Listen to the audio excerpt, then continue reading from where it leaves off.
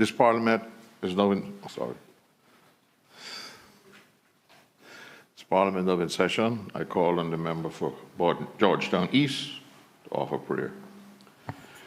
Thank you, Mr. Speaker. Good morning, colleagues.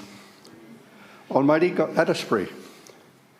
Almighty God, from whom all wisdom and power are derived, we beseech thee so to direct and prosper the deliberations of the Parliament now assembled, that all things may be ordered upon the best and surest foundations for the glory of thy name and for the safety, honour, and welfare of the people of these islands. Bless our sovereign, King Charles III, William, Prince of Wales, and all the royal family. Give grace to all who exercise authority in our Commonwealth, that peace and happiness, truth and justice, religion and piety may be established amongst us.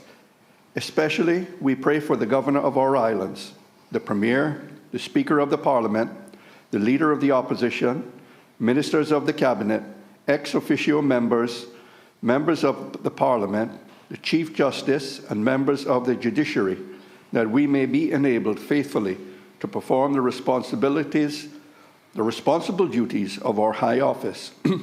All this we ask for thy great name's sake. Let us say the Lord's Prayer together. Our Father, who art in heaven, hallowed be thy name. Thy kingdom come. Thy will be done on earth as it is in heaven. Give us this day our daily bread, and forgive us our trespasses, as we forgive those who trespass against us. Lead us not into temptation, but deliver us from evil. For thine is the kingdom, the power, and the glory, forever and ever. Amen. The Lord bless us and keep us. The Lord make his face shine upon us and be gracious unto us. The Lord lift up the light of his countenance upon us and give us peace, now and always. Amen. Amen. Please be seated.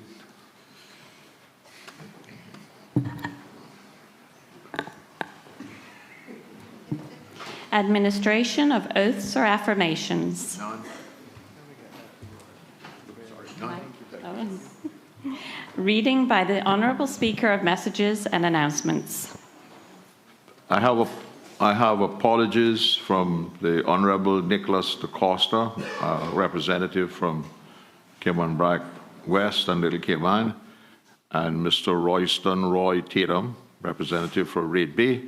They are both off-island attending the Commonwealth Parliamentary's 7th to 4th Westminster Seminar on Effective Parliaments in the UK. Mr. Speaker. Sorry. So, in your opposition. The Honourable Juliana O'Connor-Conley is not well. She said she had sent through a message, but it hadn't been read yet. But she's unable to make it this morning. Okay. So we also have apologies from the member for Cayman East, Honourable Juliana O'Connor-Conley.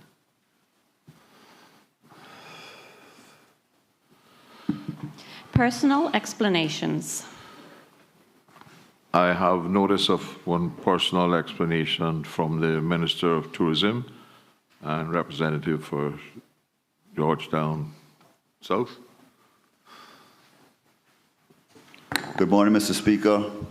Thank you very much for giving me this opportunity this morning. Last Thursday, I gave a personal explanation on a young man who was turning 17 that day. And I just want to let my honourable colleagues know that he passed away yesterday morning, and I appreciate all the thoughts and prayers. Last week was a very touching sitting in Parliament as we debated the under 16 no social media, and the honourable member from Georgetown North and also Georgetown Central, they had some comments they made. The member from Georgetown North, spoke about spending time with our kids and teaching our kids how to clean a conch, some good Cayman heritage and culture. And the member from Georgetown Central spoke, his daughter's getting ready to have her driver's license and he could put a band around his car that is a Kenneth Bryan's vehicle. So I'm asking everybody, there's a family grieving. Don't make your children go to social media. Be their Instagram, be their WhatsApp, and be their TikTok. Go home and spend time with your kids because there's a family that love to be with theirs this morning. Thank you again, Mr. Speaker. I invite members to stand for 1 minute of silence of honor and respect for Mr. Tibbetts. Starting now.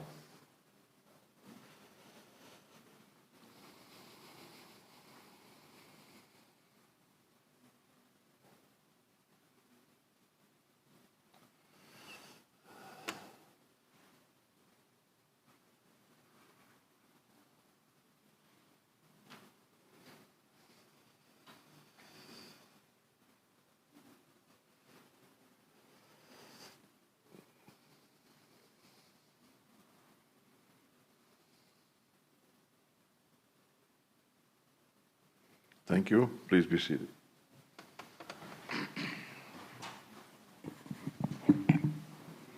Presentation of papers and reports. None? Urgent questions. None? Questions to members of the government. None? Statements by members of the government.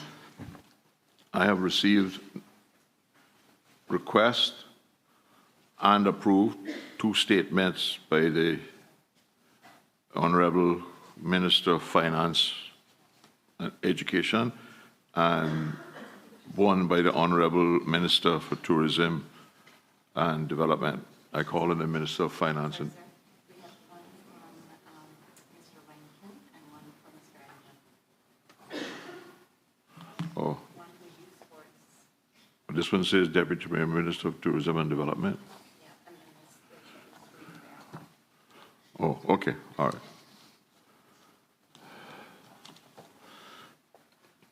So I call first on the Deputy Premier and Minister of Tourism and Development to make his statement.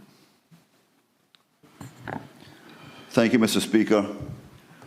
Mr. Speaker, I rise to make a statement in accordance with Section 11.6 of the Public Management and Finance Act in relation to Section 11.5 appropriations approved by Cabinet in 2025.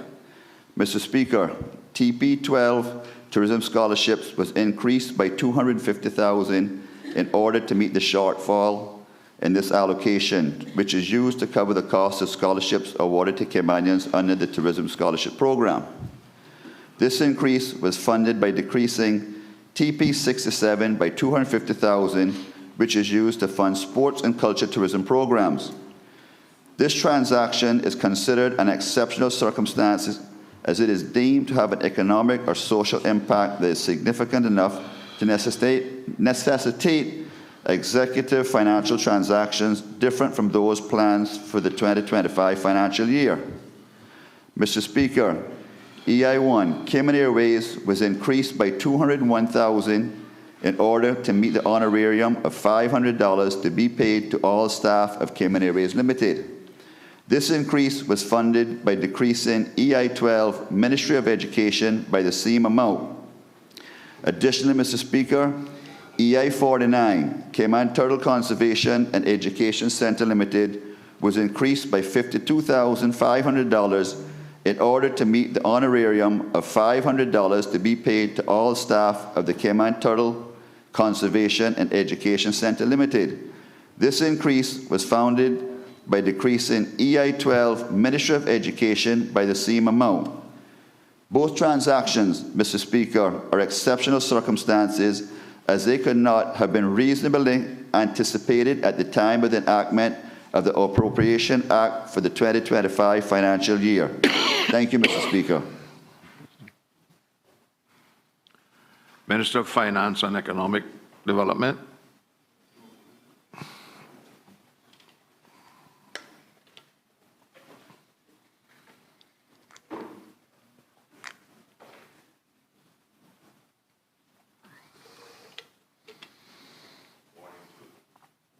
Morning. Thank you, Mr. Speaker. Good morning to colleagues. Mr. Speaker, I rise today to address this Honourable House on the matter of government's Home Healthcare or HCC programme. Mr. Speaker, last week an important parliamentary question elicited a response from myself, and this statement just seeks to build out on that response and map out the way forward. By way of background, home health care should be in respect of medical or health-related services delivered to persons in their homes as an alternative to hospital care or during a defined recovery period following hospitalization. The purpose of this service is to allow persons who require medical supervision, nursing care, therapy, or related support to receive that care in a home environment when hospital-level care is no longer necessary. In principle, the program is intended to support recovery, reduce hospital admissions, and deliver medically necessary care in a more appropriate and cost-effective setting. The HHC benefit provides limited financial assistance for medically necessary care delivered in the home, where such care is prescribed by a physician approved by the Chief Medical Officer or CMO and provided in lieu of hospital confinement or during recovery following hospitalization. The program is administered through the Cayman Islands National Insurance Company, or Synico. Levels of benefit. The home health care benefit is structured across 3 levels of caregiver support, determined by the level of medical care required and the qualifications of the caregiver. The applicable level and reimbursement amount are assessed on a case-by-case basis and approved by Synico based on the physician's treatment plan and confirmation of medical necessity by the CMO. Maximum reimbursement amounts apply per caregiver per month, with up to 2 caregivers permitted for an approved case. Mr. Speaker, the 3 levels of support are as follows. Level 1 represents the highest level of care and provides a maximum allowance of $3,000 per month per caregiver. This level applies where care is delivered by a registered nurse or licensed practical nurse, typically for patients with significant medical needs, such as post-operative recovery or specialized treatment in the home. Level 2 provides a maximum of $2,000 per month per caregiver and applies where care is delivered by a nursing assistant or similarly trained caregiver capable of providing basic nursing support, including assisting with mobility, hygiene, feeding, and monitoring vital signs. And level 3 represents the lowest tier of support and provides a maximum allowance of $1,200 per month per caregiver. This level generally applies to care assistants who provide basic supervision and support for daily living activities in the home.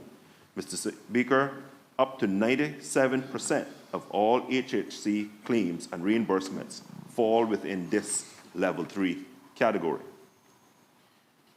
Growing costs. Mr. Speaker, the data in the below table shows that the HHC costs have increased by an average of 21% since 2018, or 27% over the last 3 years. In 2018, the amount was $3,053,710.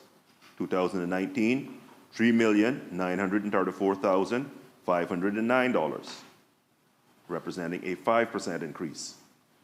2021, $5,120,565, representing a 24% increase. 2022, $5,700,924, representing an 11% increase. 2023, $7,925,110, representing a 39% increase. 2024, $9,552,286, representing a 21% increase. In 2025, the estimate will be that we will have expended $11,461,274, or a 20% increase. Mr. Speaker, I reiterate, over the life of the program since 2018, an average increase of 21%, in the last 3 years, 27%.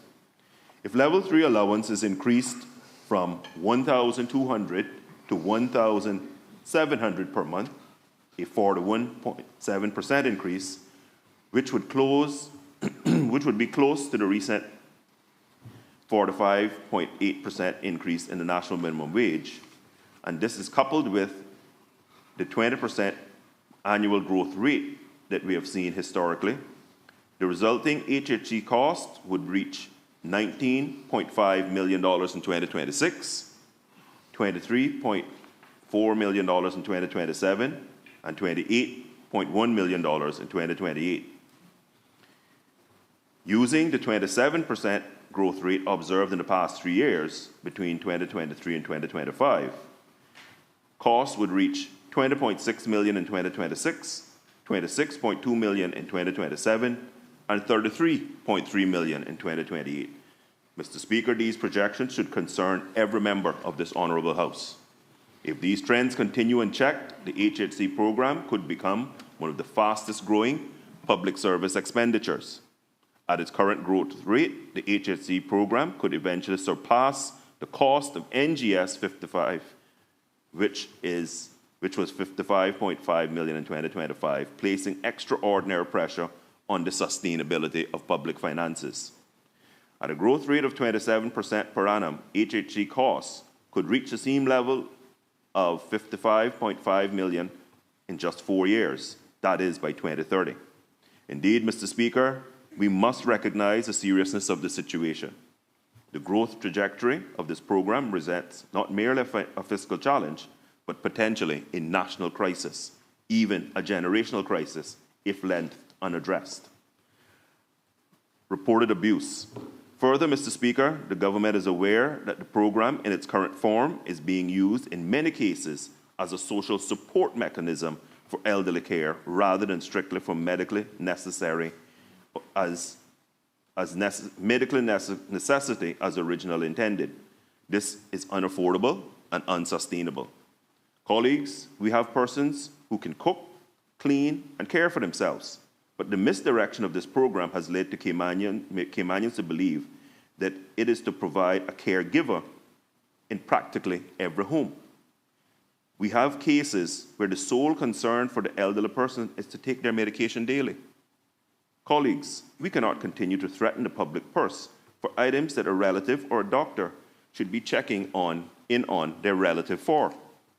We are aware of cases where assistance is being provided for individuals whose needs are not medical in nature but relate to general caregiving and supervision. We are also aware that there is currently no means test to determine whether an applicant has the financial capacity to provide such support for themselves. As a result, persons with significant financial means may be receiving the same non-medical support as persons who genuinely require assistance. In addition, the government has received credible reports of fraud and abuse within the program. Ministers of government are aware of situations where domestic helpers are reportedly being paid approximately $800 per month, while the HHC allowance of $1,200 a month is being claimed, with the $400 difference being pocketed. Such practices, if proven, are unacceptable and undermine the integrity of the program. Mr. Speaker, the expenditure and utilization projections demonstrate clearly that the HHC program is experiencing rapid and sustained growth, and that any policy decisions regarding the program must carefully consider the long-term financial sustainability of the trends. If these trends continue unchecked, the cost of the HHC program could rise significantly in the coming years, with demand increasing at more than 20% per year. Expenditure could potentially double in a relatively short period of time. This level of growth would place increasing pressure on public finances and the government's ability to sustain the program in the current form. For these reasons, Mr. Speaker, it is essential that the government ensure that the HHC program remains properly targeted, financially sustainable, and reserved for those with genuine medical need. Public resources must be directed to those who truly require assistance, and the program must be managed in a way that protects both vulnerable persons and the long-term stability of public finances. Review of the program. Mr. Speaker, over time, the program has evolved beyond its original intent as a strictly medical benefit. In many cases, it now functions as more of a social support program for elderly care and general supervision rather than medical necessity, following hospitalization.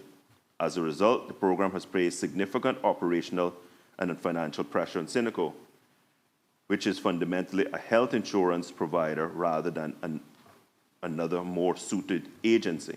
Accordingly, the government will undertake a comprehensive review of the HHC program. This review will examine current practices, eligibility criteria, and oversight mechanisms with the objective of eliminating abuse and ensuring that the program operates as intended.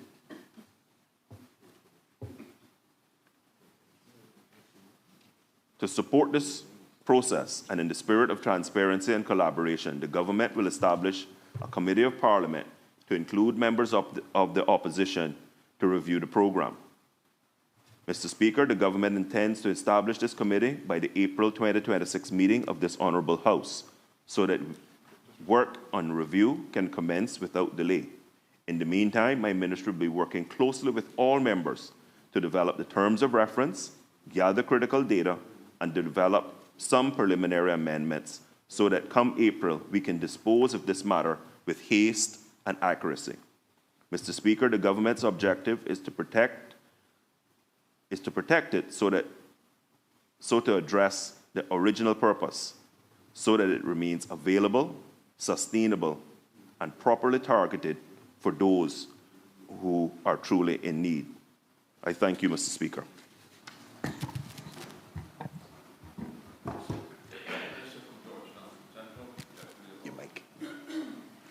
Minister for Georgetown Central and Deputy Leader of the Opposition.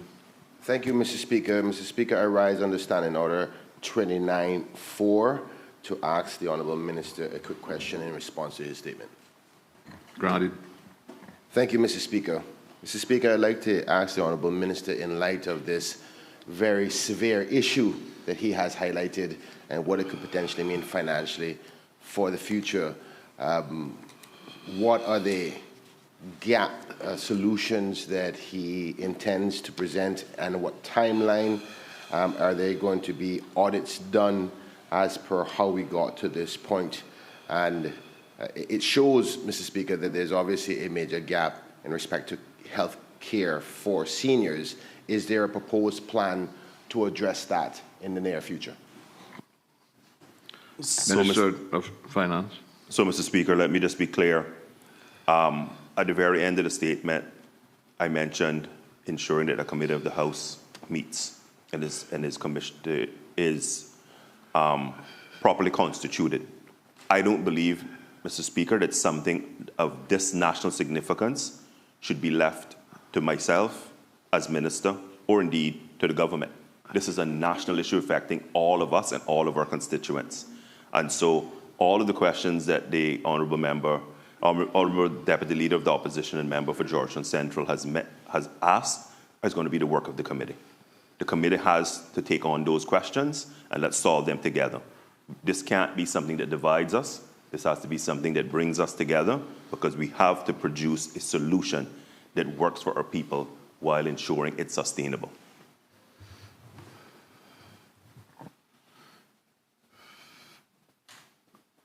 Honourable Minister for Youth, Sports, Culture and Heritage.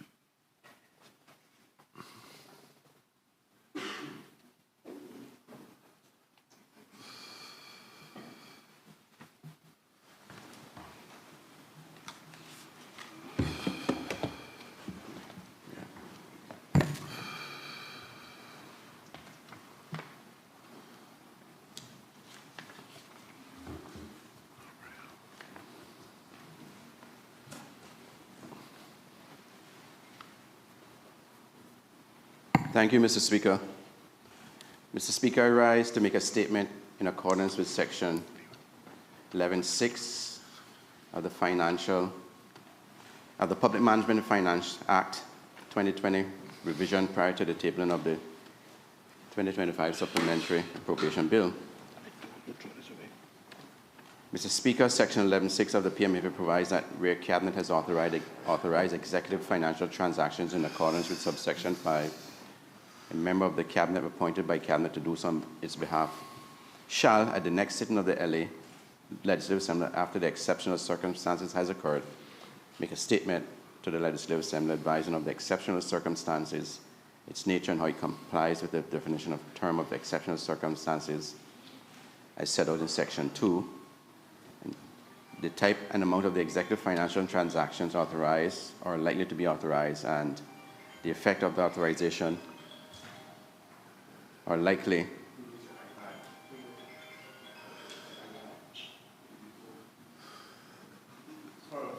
authorizations on compliance with the principles of responsible financial management specified in Section 14, and the authorized executive financial transactions are to be included in a supplementary appropriation bill introduced in the Legislative Assembly by the 31st day of March following the financial year to which those transactions relate.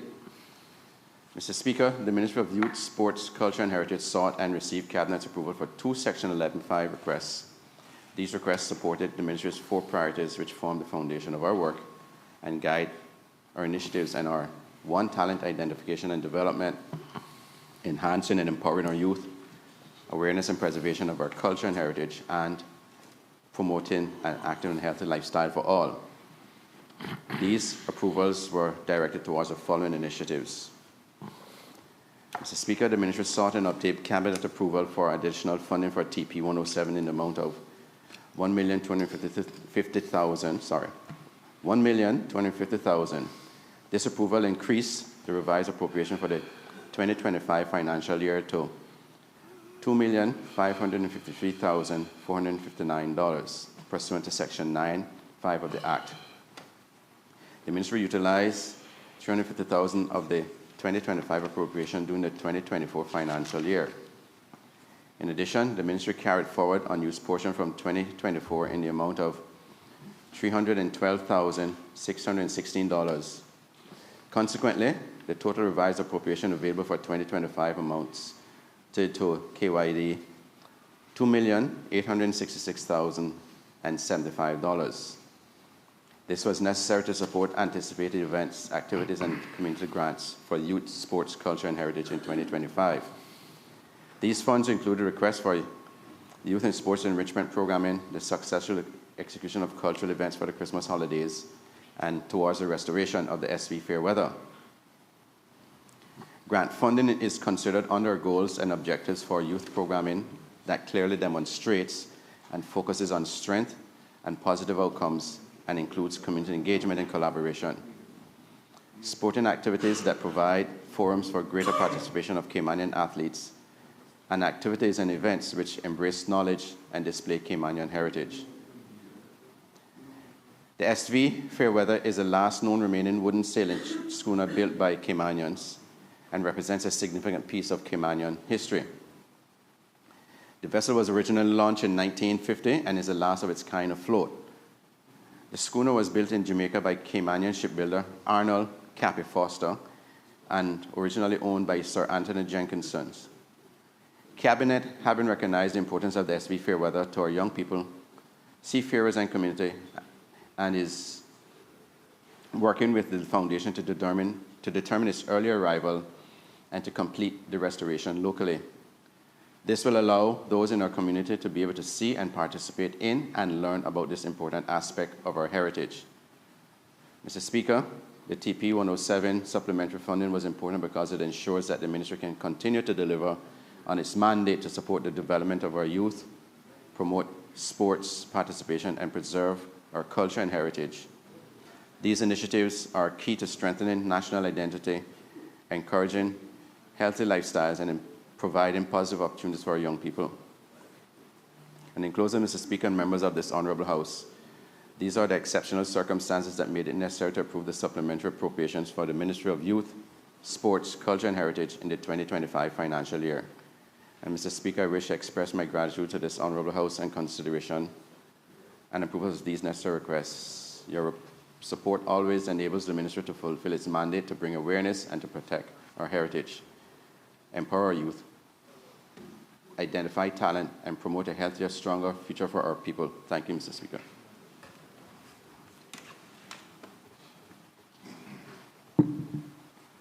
Presentation of petitions. None. Obituary and other ceremonial speeches. None. Raising of matters of... Hold on 1 minute. Member for Bordentown East. Thank you, Mr. Speaker. Actually, sent communication to mention two condolences. Okay, I haven't seen it yet, but go ahead.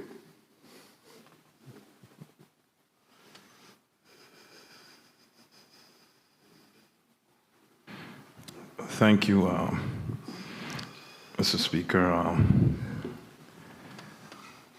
I won't be long.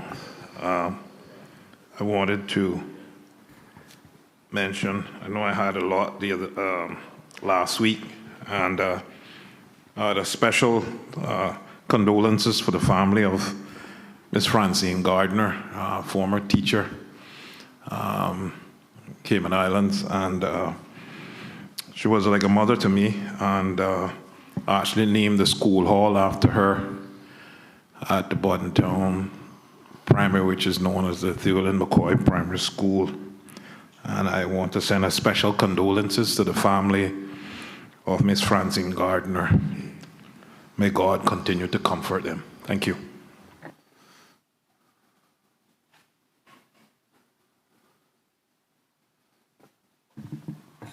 Raising of matters of privilege. None. Government business, bills. Second readings. Traffic Amendment and Validation Bill 2026. Honorable Minister of Planning, Lands, Agricultural. Sorry.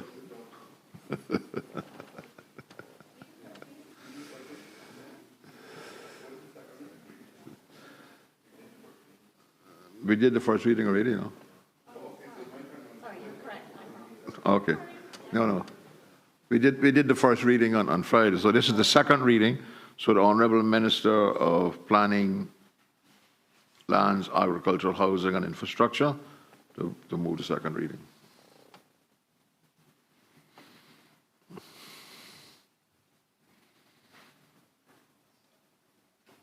Thank you, Mr. Speaker. Mr. Speaker, I rise to move the second reading of the Traffic Amendment Validation Bill 2026. The bill has been duly moved. Does the mover wish to speak thereto? Yes, sir.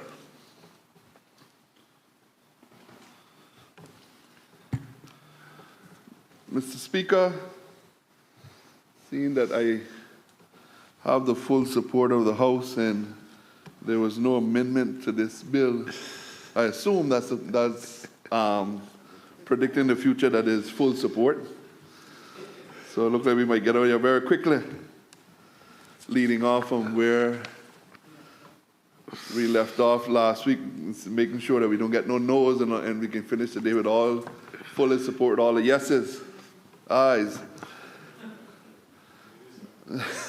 Stick with me sharp, man. I won't mislead you. Mr. Speaker, this validation bill, short bill as the purpose is clear, it does two things. First, it refines the statutory definition of the pedal with the Traffic Act. And then second, it regularizes a historical administrative matter in relating to certain registration plates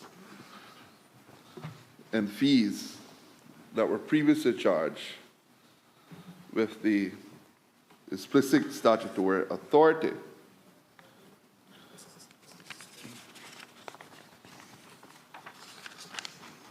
Speaker, both matters are technical in nature. Both require legislation, and both are best addressed openly and transparently. Through this honorable House. Mr. Speaker, let me begin with the amendment of the definition of the pedal assist. Clause 2 of the bill amends Section 2 of the Traffic Act by repealing and replacing the paragraph C in the definition. And the revised definition provides that the pedal assist include a motorized bicycle or a cycle-propelled which means a pedal. Mr. Speaker, one of the purpose of this amendment, it is straightforward, and the current wording in the Traffic Act includes a reference to the specific speed and capability, and the bill removes the speed reference from the definition.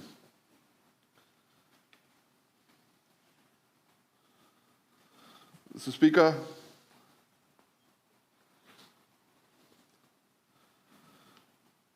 we so often stand here and engage one another and colleagues, yet in the process, we sometimes forget that the average man and woman are listening and watching us intently and depending on us to be their voices. Mr. Speaker, today, it would be remiss of me to not present this bill and not speak directly towards it. Mr. Speaker, the definition in the legislation should provide clarity, not create uncertainty, anchoring a definition to a specific speed. The threshold can create the challenges and the technology involves in new forms of motorized bicycles emerging.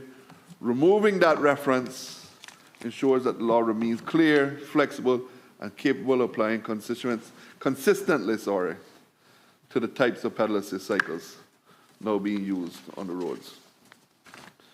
Mr. Speaker, changes reflect the practical approach to the modern transport around the world for motorists and bicycles and pedal assist cyclists.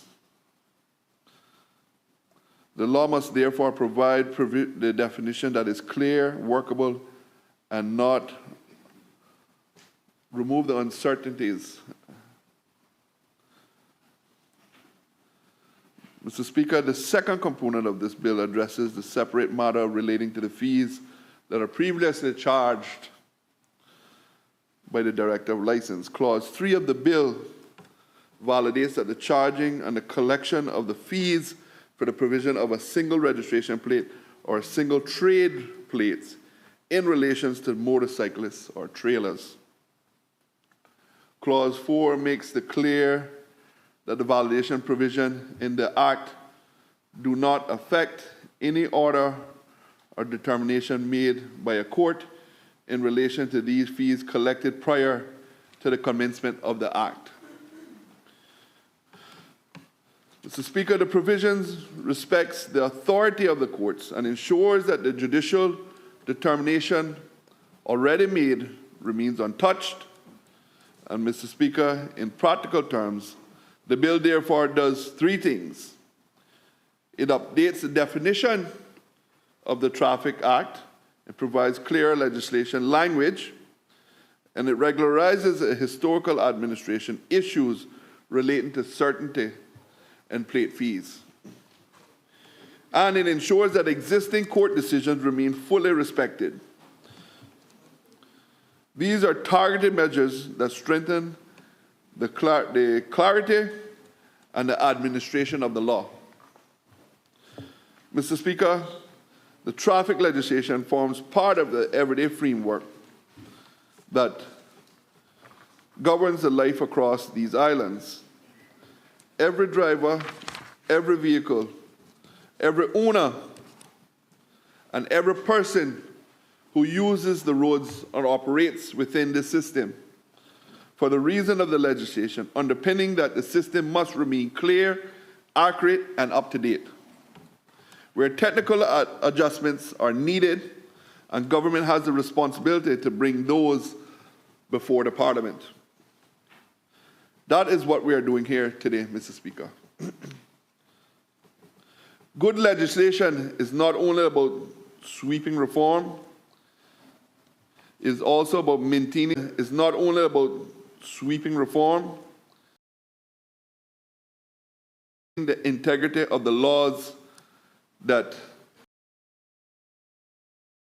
everyday life in our islands. And the bill precisely does that. Mr. Speaker,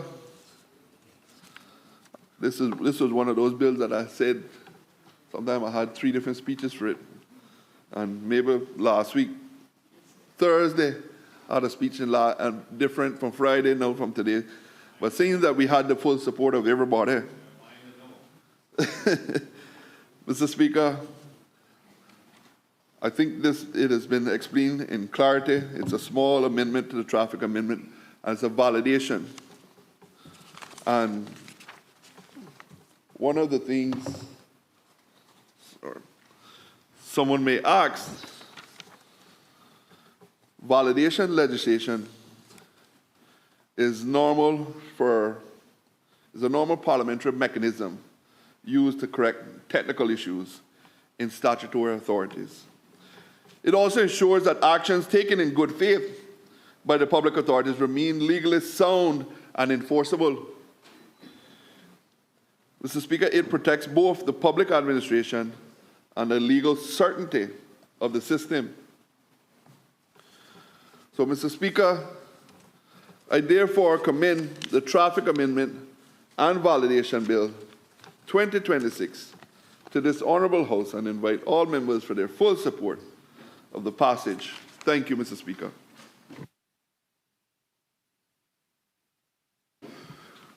Does any other member wish to speak? Leader of the opposition?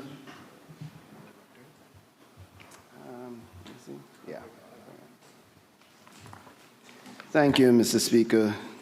Mr. Speaker, I rise to offer a contribution on behalf of the official opposition on the Traffic Amendment and Validation Bill 2026.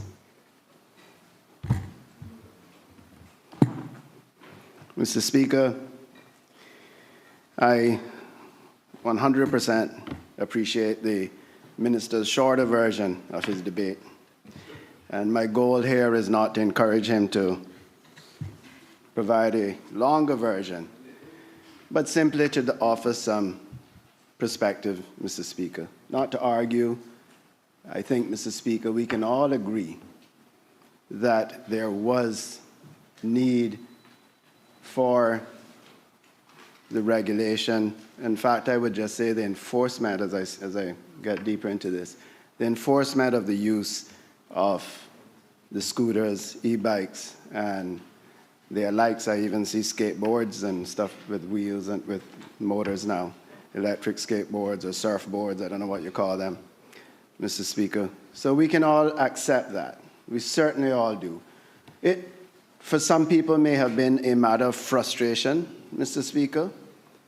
For most of us, it was a matter of safety and concern for those riding them and for those of us, others using the road, including pedestrians. Mr. Speaker, I was in London last year walking, and it wasn't that trip, Minister. And Mr. Speaker, a lady stepped out into a road shoulder, and an e-bike hit her.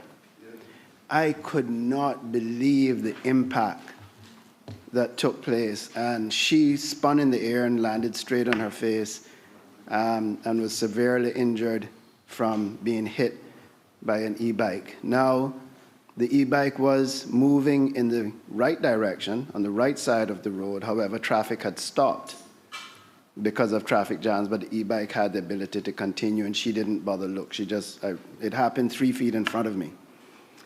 So I saw firsthand, Mr. Speaker, how dangerous or what the impacts of one of these accidents can have between a pedestrian and a cyclist, much less a car and an e-bike or a cyclist or a scooter.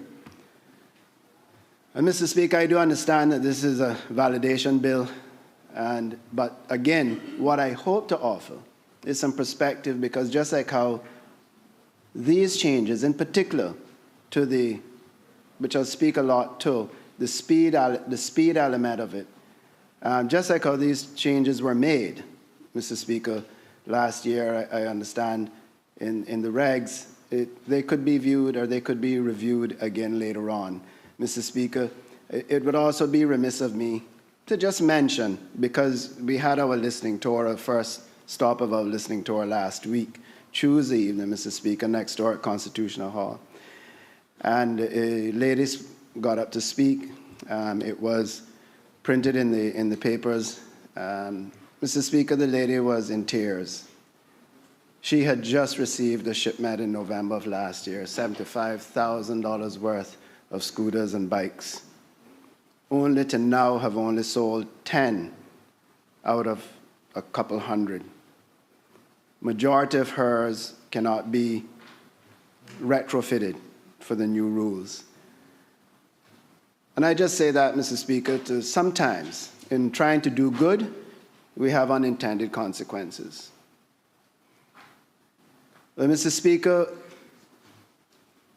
the clause 2 removes the reference to speed from the definition of a pedal cycle in the Traffic Act. And as I said at first glance, Mr. Speaker, this may seem like a small technical amendment. And as the minister said, it was needed, and he felt that this was the most practical way to do it. But in reality, Mr. Speaker, the speed threshold served as a very deliberate and important policy purpose. Mr. Speaker, when I had responsibility for the traffic portfolio, the 15 mile per hour threshold was introduced as a part of a balanced framework for regulating these emerging forms of micromobility or motorized bicycles and scooters that were already beginning to appear on our roads. As the now minister said, Mr. Speaker, the intent was straightforward for us also, to ensure safe operation while still encouraging alternatives to traditional motor vehicles. Mr. Speaker, at that time, we recognized that small electric bikes and scooters could help address several challenges facing our islands: reducing traffic congestion, lowering transportation costs, and contributing to our broader efforts to reduce our carbon footprint, Mr. Speaker. Mr. Speaker, this was all a part of a plan that the late Austin Harris worked. He was so passionate about it, recognizing that reducing traffic on our roads had to be a holistic plan. And he put a lot of work into it. His document is still there in the government house somewhere, and it included things like this: alternative forms of transportation. It included public transportation. It included restrictions on the age of vehicles.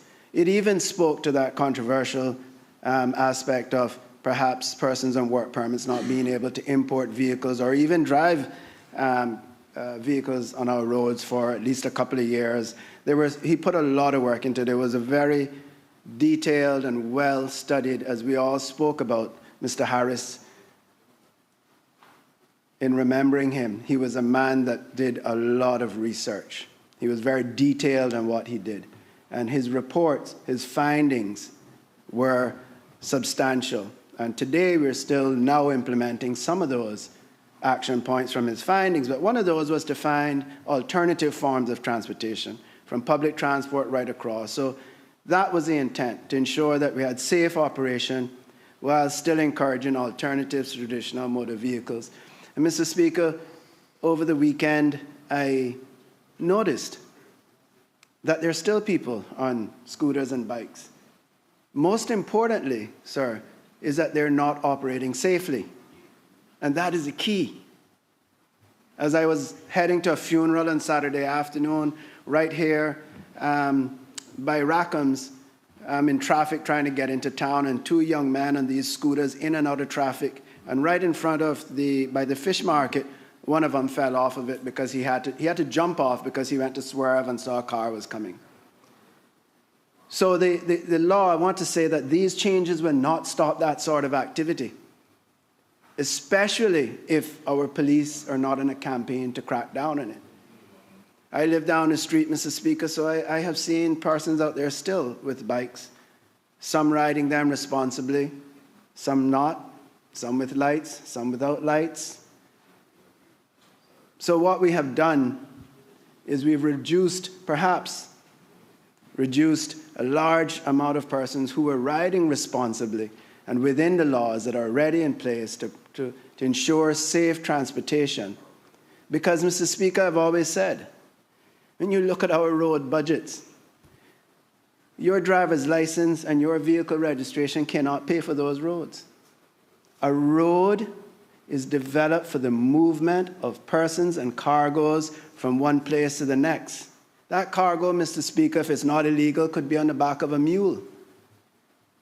Transporting people from one place to the next could be walking, could be on a horse or on a mule. It's a bicycle, it's a scooter, it's a motorbike. It's a small vehicle. It's a big, obnoxious truck like mine. Sorry, actually, the Honorable Deputy Premier has a bigger truck than mine. A big, obnoxious truck like the Honorable Deputy Premier. It is about the movement of people and cargo on our roads.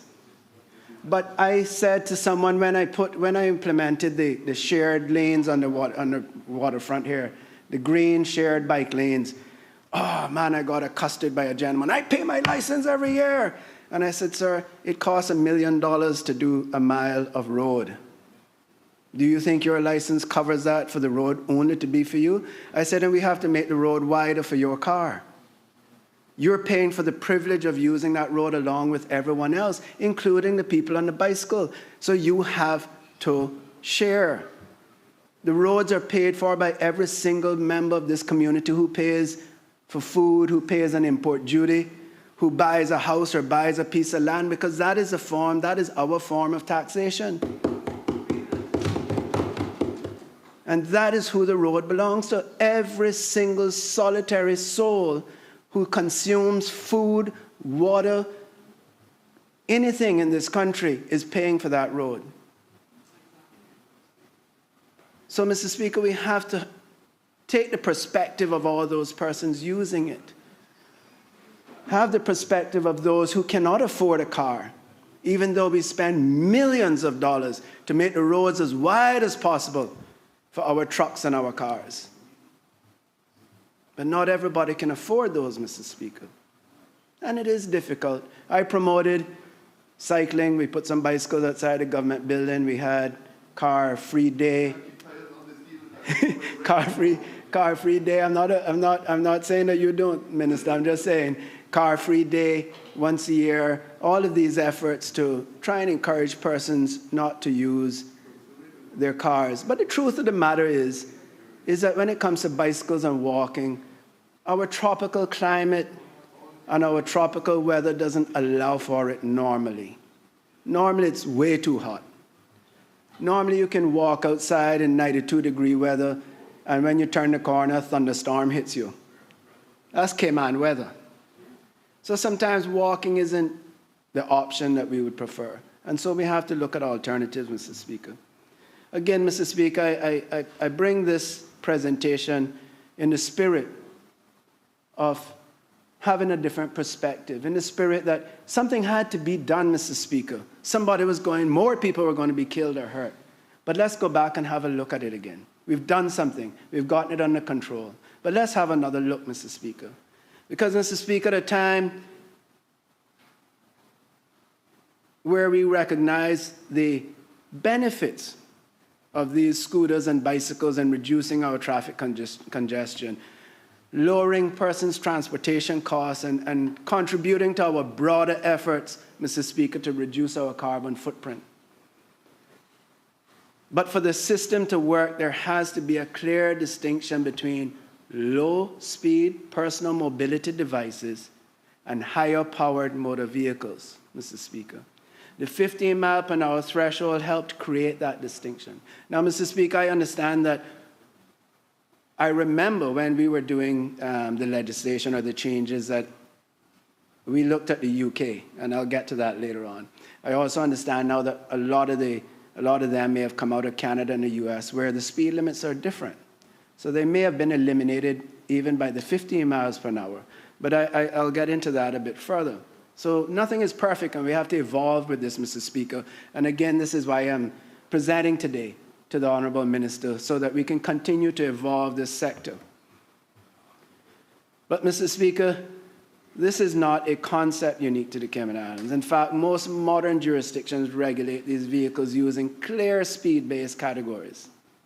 Across the European Union, electric bicycles classified as electrically powered assisted cycles are limited to 25 kilometers per hour, about 15.5 miles per hour, Mr. Speaker, what we previously had, with a maximum motor power of 250 watts. Now, Mr. Speaker, these would have to be enforced. But the issue we had previously, too, was that people were riding down the middle of the road, people were riding without lights, people were riding in the wrong direction, people were riding on sidewalks. Mr. Speaker, those are all illegal as well. But they just weren't being enforced. Every one of us have been in traffic and watched guys riding bicycles, not even electrical powered bicycles, but regular bicycles, or electrical powered scooters or bicycles in the wrong direction, cross a police car, and the police car don't even put his window down and say, hey, you're on the wrong side of the road, here are the dangers about it. Or on a sidewalk. Mr. Speaker, I would love to share a story right now while I'm on that. I was in Key West standing on a corner, and there was a police car parked. There were two officers in the evening coming from dinner. And a young lady was riding a bicycle coming down the street, Mr. Speaker. And one thing I did notice about the police in Key West, their motto is protect in paradise. I thought that was pretty cool. But a young lady, a good-looking young lady, was coming riding her bicycle, and the police officer stopped her. And he said, yes, I did catch. She was very good-looking. I was standing with my wife, by the way. The police officer stopped her and said to her, huh? Police stopped her and said to her, do you know that it's illegal to ride without a light? And she said, no, I didn't. And he turned and opened his trunk, and I said, oh boy, he's going to be what we all assume police officers sometimes are. And he opened the trunk, Mr. Speaker, and to my delight, he reached in and pulled out a disposable light. He opened it, pulled a little tag, and the light came on. He fixed it onto her handlebar, and he said, this will get you home, but don't let me see you back out here without a light. Right? So it's about enforcement. I'm not saying that every single person riding a bicycle in the wrong direction should get a ticket. But I think, and I know that the Cycling Association, in recent months, in fact, because the president was knocked off of his bicycle as well, or the former president. But they have, my own Rotary Club, stood on the sidewalk on West Bay Road handing out lights one evening and gave out something like 30-something lights to people riding their bicycles without lights. Just last year. So, the public has been calling for a public campaign, for a police campaign, an educational campaign on the safe use of all sorts of bicycles, scooters, and the likes, Mr. Speaker. So making it difficult for people to get these or use these isn't the answer, because those who do it illegally are still going to do it. Look at the dirt bikes. Forget even dirt bikes. As I was on the road on Sunday, a guy riding was at least 1,000,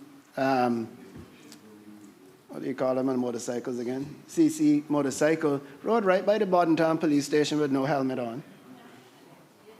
No helmet on. And he didn't care. He didn't even look at the police station.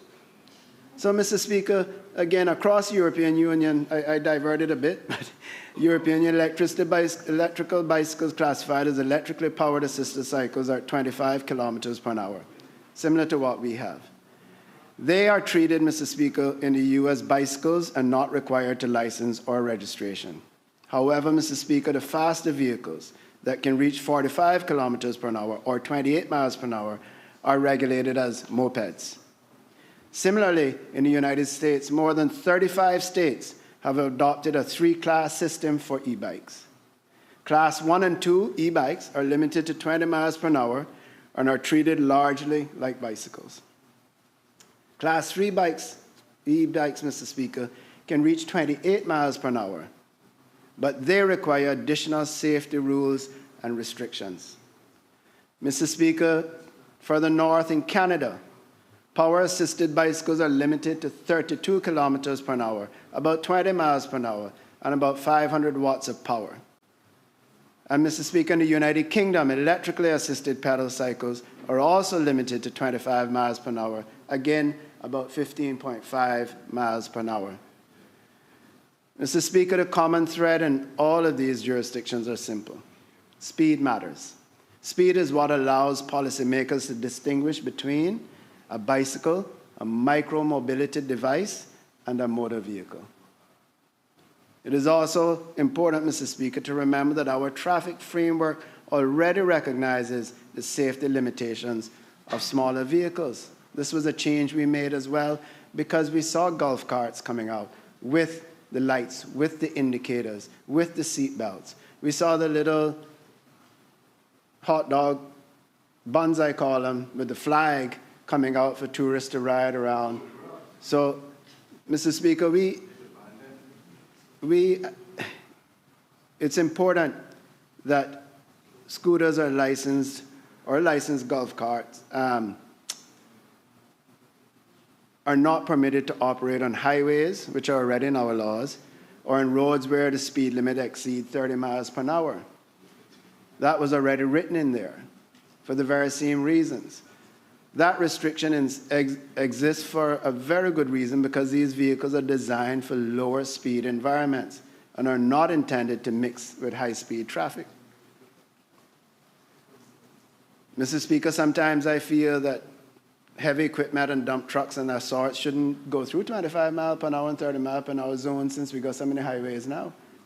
Should be limited unless you have a permit to deliver somewhere in there. You shouldn't be allowed either. Mr. Speaker, that principle reflects the same logic behind the original 15 mile per hour threshold for motorized bicycles. The idea was to ensure that these smaller mobility devices operated within a safe speed envelope, which is appropriate for their design and for the roads they use, Mr. Speaker. In other words, the policy approach has been about matching the vehicle to the environment in which it operates. Mr. Speaker, by removing speed from the definition entirely, it was a simple fix. But what we risk, Mr. Speaker, is losing the important distinction. And when the law loses clarity, what often follows is over-regulation, where small scooters and motorized bicycles begin to be treated more like motorcycles, with layers of requirements that defeat the very purpose of these affordable transportation options. And Mr. Speaker, respectfully, I feel that that's what we have done. And let me just say, Mr. Speaker, I hope it was important that you noticed that I said that's what we have done. That, Mr. Speaker, is unfortunate, because these devices can play a positive role in our transportation system. At a time when traffic congestion continues to grow, when fuel costs affect every household and will continue for some time even more, and when we all are discussing sustainability and environmental responsibility, these smaller forms of transportation should be encouraged and properly regulated, not discouraged through unintended consequences of the legislation that we pass. Mr. Speaker, the original policy was designed to strike the balance between safety, clarity, and encouragement of responsible alternatives. Mr. Speaker, the question before us is not whether these devices should be regulated. They absolutely should be. The question is whether we regulate them wisely, Mr. Speaker. Because if we get it wrong, which personally I feel at the moment we have, but it's not that it can't be fixed, Mr. Speaker, we risk discouraging transportation options that could actually help reduce congestion, lower costs for working people, and contribute to our environmental goals. The good minister spoke about good legislation, and good legislation should encourage responsible use, not regulate practical solutions out of existence. So, Mr. Speaker, I understand that this is very much a validation bill, but I would ask that perhaps we monitor the situation, Mr. Speaker. Perhaps we monitor the situation. Perhaps we go back out again and talk to the stores, talk to people. I know you can't legislate and you can't always govern by consensus. But sometimes we've got to use a little bit of common sense as well, Mr. Speaker. Sometimes we have to have other perspectives.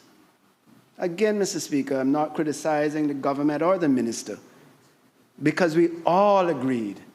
We all clapped our hands when we heard enforcement was coming for these e-bikes, these scooters, things of the nature. We all celebrated.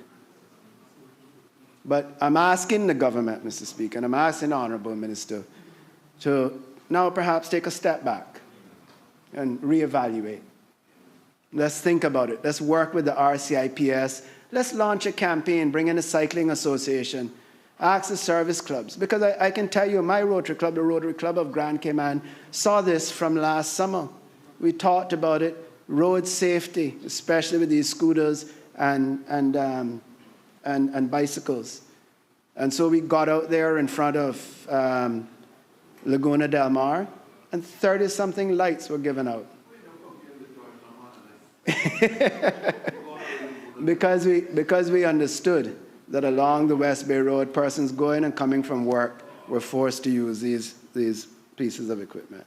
So, Mr. Speaker, a wider public campaign could be done with some adjustments to the law to allow those who are law-abiding citizens, who have a justified need, or who simply just want to be environmentally friendly, to use their e-bikes or their scooters in a responsible and safe manner. Thank you, Mr. Speaker.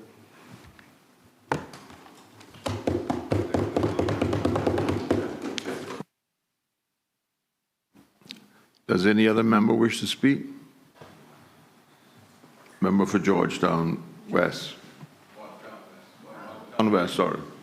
Thank you, Mr. Speaker. Mr. Speaker, I rise to make a very brief contribution to the Traffic Amendment and Validation Bill 2026. I have discussed this bill with my colleague in Bordentown East, and we're happy that the government is actually moving to modernize the bill. Mr. Speaker, there are times, as a parliamentarian, sometimes you sit down and you say to yourself, what other laws are left to be passed? But then you always recognize that existing laws always need to be updated. And this is a classic case of a case where an existing law actually needs to be updated. And we hope that this is just the start of other things to come. Because, Mr. Speaker, you were part of a government back in 1988, 1992 that got crucified for introducing a master ground transportation plan at the time with yourself and the Honorable Dr. Linford Pearson. And exactly as you can see, here we are now, how many donkey years later, and it is still an issue. So we're glad to see that this is being modernized. The only thing, Mr. Speaker, that I'd like to the minister on his wrap-up that would actually help, especially in the eastern districts, is just, well, this is, what I'm about to say is a little bit not in the bill, it's just an update, a proper update in terms of where we are, the east-west arterial, because that is badly needed. And also, Mr. Speaker, in my home district of Bordentown West, we have a development going on, a hotel is being built, but the speed that some of those trucks are going down there with is really bothering a lot of my residents. I know we have spoke about the jake brakes and other issues. So I know while those issues aren't in this bill, and I don't want to belabor the point, I just want to thank the minister for bringing this amendment and at least giving us an opportunity to deal with it. So with that said, Mr. Speaker, I just want to thank the minister for updating the bill and looking forward to his, I don't know which speech he's going to be using, But just so he knows, Mr. Speaker, how the rules actually work is that if you play last lick on the second reading, we catch it back in committee stage. So I just want him to know that there are other avenues to deal with any other speech he may bring. So from that standpoint, but Mr. Speaker, my colleague from Borden East and I actually support the bill and wish the minister and his team well in implementing it. Thank you, Mr. Speaker. Does any other member wish to speak? Member for Georgetown Central and Deputy Leader of the Opposition. Thank you, Mr. Speaker. I'll be quite short and more about trying to get some feedback from the government's approach, particularly when it comes to dealing with the e-bikes. Naturally, the government is responding from a safety perspective, which I commend them and support them with. As you heard our honourable leader say, that we are in support of the proposed amendments and listed out some concerns. Mr. Speaker, what I would like to hear, though, is that there is inevitable in life, when you have one action, there is a natural reaction. E-bikes were created and started to be used as a way to avoid traffic congestion. With the transient workers, naturally, many of them will be using these e-bikes. In light of our difficulties that we face with our public transport system, where there's a gap, natural human behavior will fill that. And the expansion of these e-bikes tells us something about our public transportation system, whether it be by way of our access to our roads or the public transport vehicles offered. And I hope that holistically that is being considered when this change happens, because what I've heard within the community is that these changes are making it more difficult to acquire these e-bikes. And the #1 priority for the minister and the government is to keep our people safe, regardless if that means you have to stay in traffic a little bit longer. So safety is a priority first, hence the reason why we support the government's approach. But with more hurdles in the way for access, whether it's by safety or not, will mean less persons most likely being involved in it, which then means there's more congestion on the roads because people still need to move from point A to point B, from point B to point C. So I'm asking if the government has done an analysis on what these changes will mean to the bigger transportation component, because we definitely do not want to be adding anything to make traffic worse or even more cumbersome. Obviously, we have to focus on safety, as I said before, but even if we are doing so, knowing that traffic will become more difficult, and I don't think I'm saying that that's what's going to happen, but the alleviation valve that is happening with the traffic congestion is the e-bikes. So as the growth of the society is happening and transport becomes an issue, what we have not acknowledged is what have these e-bikes done for traffic congestions, and if there was none, what would be the traffic situation now in the Cayman Islands? So I want us to make sure that we're considering that when we are making these changes. I'm not saying that we shouldn't. We have to keep the roads safe. We have to keep users safe. We don't want people being harmed in any way or potentially losing their life.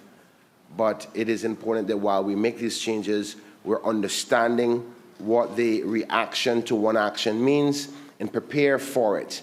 That may even mean that the minister needs some more support from a roads perspective or for the transportation system or what have you. I don't know. I'm not the specialist, and I'm neither part of the ministry.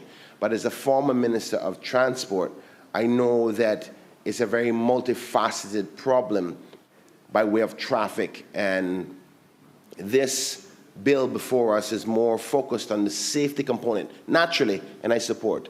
But there is a wider picture that we must analyze when making these changes, and I hope that the government has taken all of those into consideration, because I don't want that, like you see, where the Honourable Deputy Premier, Honourable Leader of Opposition highlighted that a company who looked at the market, saw the demand, ordered a very large supply and stock of these e-bikes, and as soon as the law changed, the demand for it dropped. That is a signal to the behavior within our community towards a component of traffic alleviation or traffic use for vehicles, whatever the vehicle may be. And it will have an effect, whether it be adverse, whether we are going to consider those factors.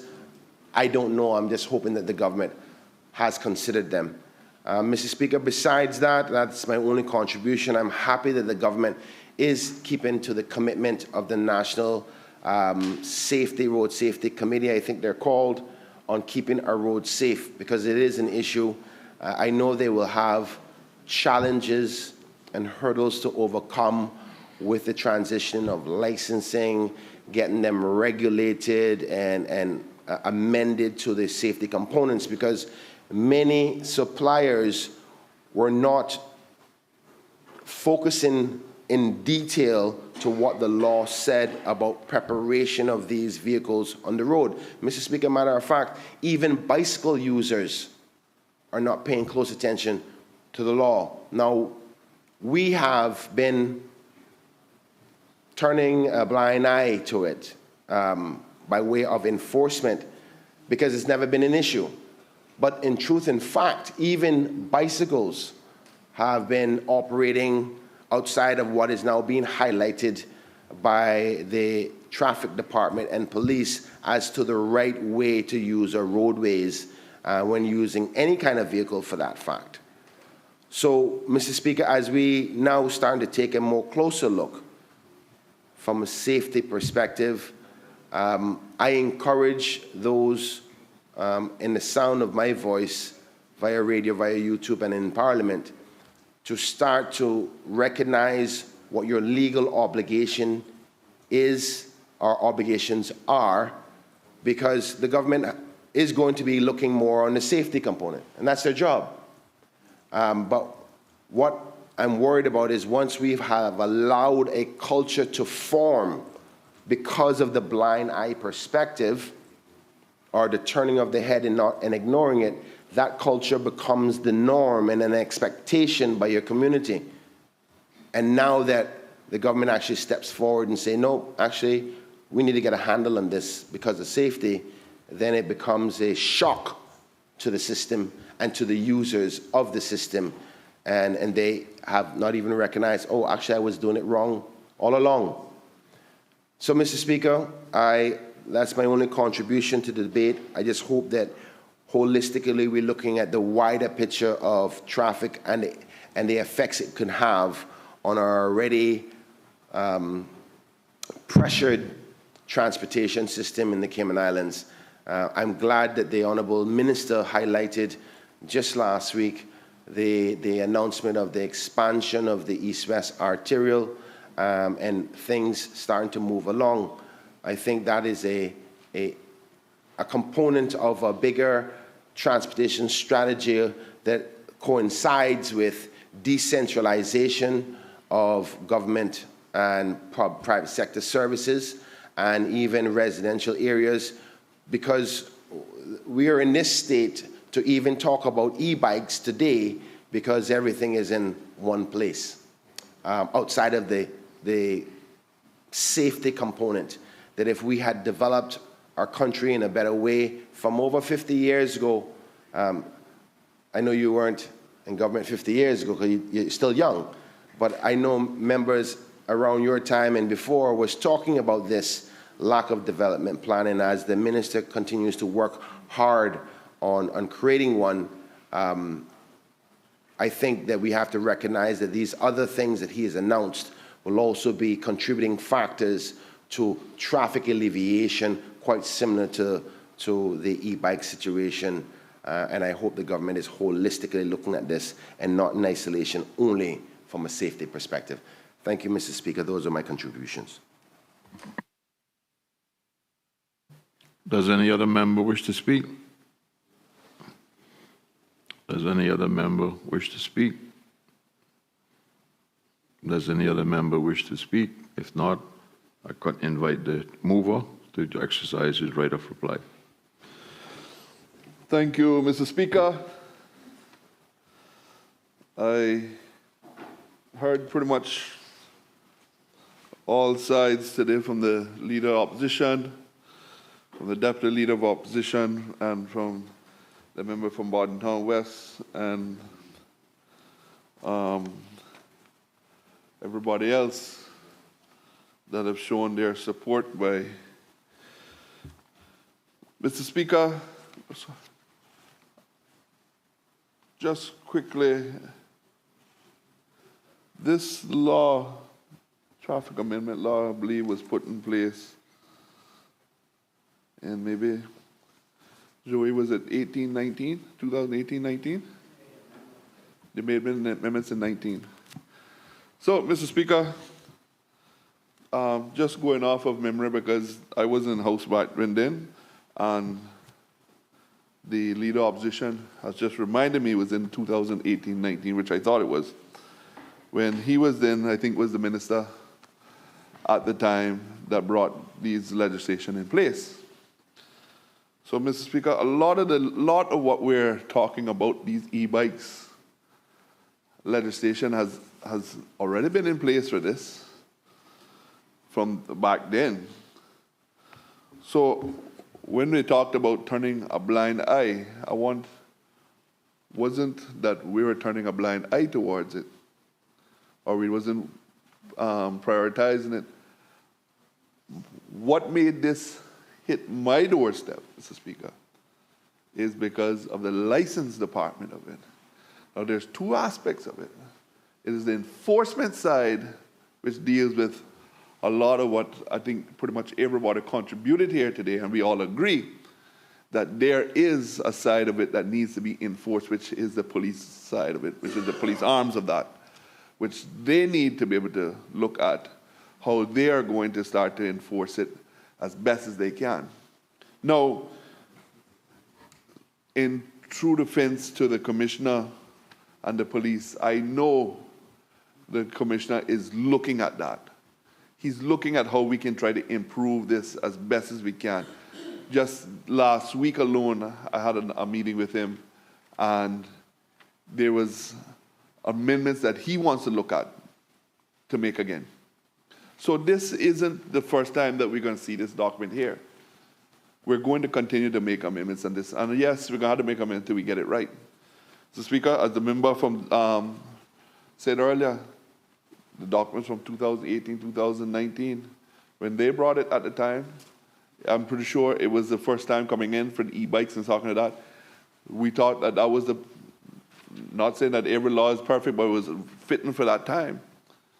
But again, now here we are now making amendments to it. So, Mr. Speaker, the one thing that I also think was the member mentioned too about work permit holders with vehicles. I think we went off track a little bit. I was trying to get us figure out how we get back on track, but but he was talking about the policy that was done then at the time under Mr. Harris. But I agree with him too that nobody on a work permit should be able to import a vehicle. If you want a vehicle and you're on a work permit, buy a vehicle from one of our dealers here, or buy a used vehicle, buy the Deputy Premier's truck, and he will go back and buy a new one. That's how I see it. If they want a big truck like his, they buy his, and then he can go and buy another one. So you buy it from a Caymanian, and then the Caymanian can go and buy a new vehicle. But you're not going to buy my vehicle because mine not for sale. So, Mr. Speaker, we need to monitor the situation. So these legislation that we're looking at adopting here today in this House is another step forward into the direction that we need to continue to move to. then we need to look at it and see, did we get it right? Mr. Speaker, I have no problem as a minister saying that we put in a legislation and we didn't get it right at the time. We need to come back and make an amendment, because that's what it's all about lawmaking. That's what we're here for, to continue to tweak legislations and move them around till we get them perfect to where we need to get them. There needs to be more safety, clarity as we go out there. And there needs to be a campaign more on bikes. And also, sir, what this legislation does, it actually looks at the speed that certain of these bikes can actually do. Mr. Speaker, one thing the member also, I think both members from Georgetown North and Georgetown Central touched on, that there was a company or individual that was bringing in vehicles that said that they have been affected by the law. Mr. Speaker, I don't know how that person could be affected by the law, because we're just dealing with the law today. So either when they went to place the order, they didn't read the 2018-19 law, or it's because we're just enforcing the law more now from the police arms that is being affected by. Or is it because they're saying that more changes are coming to the e-bike is why they feel that they're being affected? But I mean, when you're going into business, you're going to order things, you should look at the law and see what the law states and what is going to allow you. So not to predict what the law will be in the future, but what I'm saying is that the individual then that was bringing in the bikes, should have just looked at that. And I do feel sorry for the person if they have a stock of bikes now that they can't sell. But that's not true either. So let me reverse back. Because an individual that has a license can ride a bike. So we're not stopping them from getting a bike. So they can sell a bike. I encourage Cayman Islands to go and buy a bike. But everybody wants to buy a bike. Me, myself, looking at an e-bike because I can't go the long runs no more. So I need to get the electricity to bring me back home. So I might need an e-bike myself too. So, Mr. Speaker, after this, I will speak to the member for Georgetown North, and maybe me and him can go support that owner and buy a bike each. And the Georgetown Central man. Let's get together today and the three of us go buy a bike from that person and help take that stock off of them. But working together is what we need to continue to do to get legislation. We've heard it. The police is seeing it. He's seeing that it's become a problem and more of a problem. And now he's saying, listen, guys, this is actually in law. I need to enforce it. I'm not going out there and tell the police that do not enforce it because it's in law. I don't have that privilege to tell them that, although I would love to, but I don't have that kind of powers. But if it's in law, he needs to do his job. And if we, as legislators, think that we want to see a change to that, then we need to go back and amend the law and say, listen, maybe we look at zones of how we allow e-bikes to ride in. Where there are neighborhoods, where there's a 25 mile an hour, maybe we look at how the areas where the golf cart is can be in. Where if you're in that particular area, you don't need a license. I think even the commissioner looked at it at one point and said that there are certain parts of the U.S. that you can only ride if you're caught on the highways or anything like that. It's a federal offense, riding an e-bike. So maybe these changes is what we need to continue. So we need to continue to look at it. But I just want to make sure this isn't my law. This is his law. This is his law. So, well, but what the problem is that we don't have none of them bikes doing 15 miles an hour. So everybody's been breaking the law. So what I'm just trying to do is to make sure that the progressive traffic amendment law at the 2018 and 19 is updated to make sure that our people are not breaking the offense anymore. So now we're seeing that bicycles are moving faster and faster and faster. So, but that's what it was. We'll deal with that when that comes. We'll deal with that when it comes. But again, sir, what I just want to make, because I've heard news people out there just giving the wrong aspect of when it comes to e-bikes. I've seen pictures being portrayed in the news that is the wrong thing of an e-bike, right? And even to us sometimes have the argument in here to define what is really considered an e-bike. So we all need to continue to look at it. We need to continue to see what we can do best. But I can tell you, Mr. Speaker, it actually hit my desk as the member for traffic, falling under me as from the license department. And one thing is for sure, I don't take a blind eye and turn and look anywhere else if it's an amendment that needs to be. And I feel that it is necessary. And I can prove that the people seem to be very supportive of it. Then I and my colleagues are supportive of it. We'll make sure not every law that we bring down here is going to be a hooray, an exciting law. There's sometimes difficult challenges, different things that we need to take a stance on that we know that burns political capital. But are we here to look good? Are we here to make decisions for what the people really need and what the people ask us for? So, Mr. Speaker, with all of what is said today on here, I just make sure that I've taken some notes, and I know my team is listening also in the back. And we definitely will continue to look at how we can improve on the amendments. And I know there will be also other amendments that will be looked at once the enforcement arm has taken their approach again and see what we need to look at. And also send a special invitation to the Leader of Opposition to come back and have that one-on-one with him, to be able, because he did have some great information there, sir, that he passed on today. Really good. And it was very constructive. And I must say, taking out the one thing that I put in there with the PPM, but I had to plug that at Kenneth because I know that was going to get him up. So the one from Georgetown Central. So he was just a little bit too quiet today. I just wanted to raise his pressure.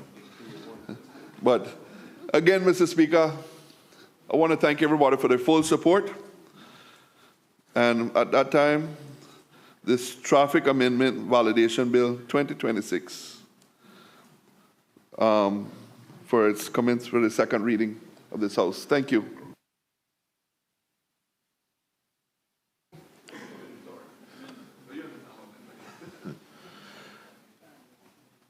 The question is that a bill shortly entitled the Traffic Amendment and Validation Bill 2026 be given a second reading.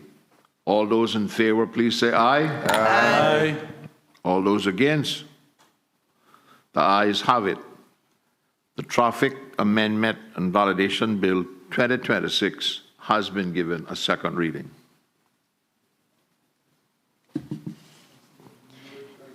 Litter Amendment Bill 2026. Honourable Minister of... Mr. Speaker, good morning. I beg to move the second reading of the Litter Amendment Bill 2026. The bill has been duly moved. Does the mover wish to speak thereto? Yes, Mr. Speaker.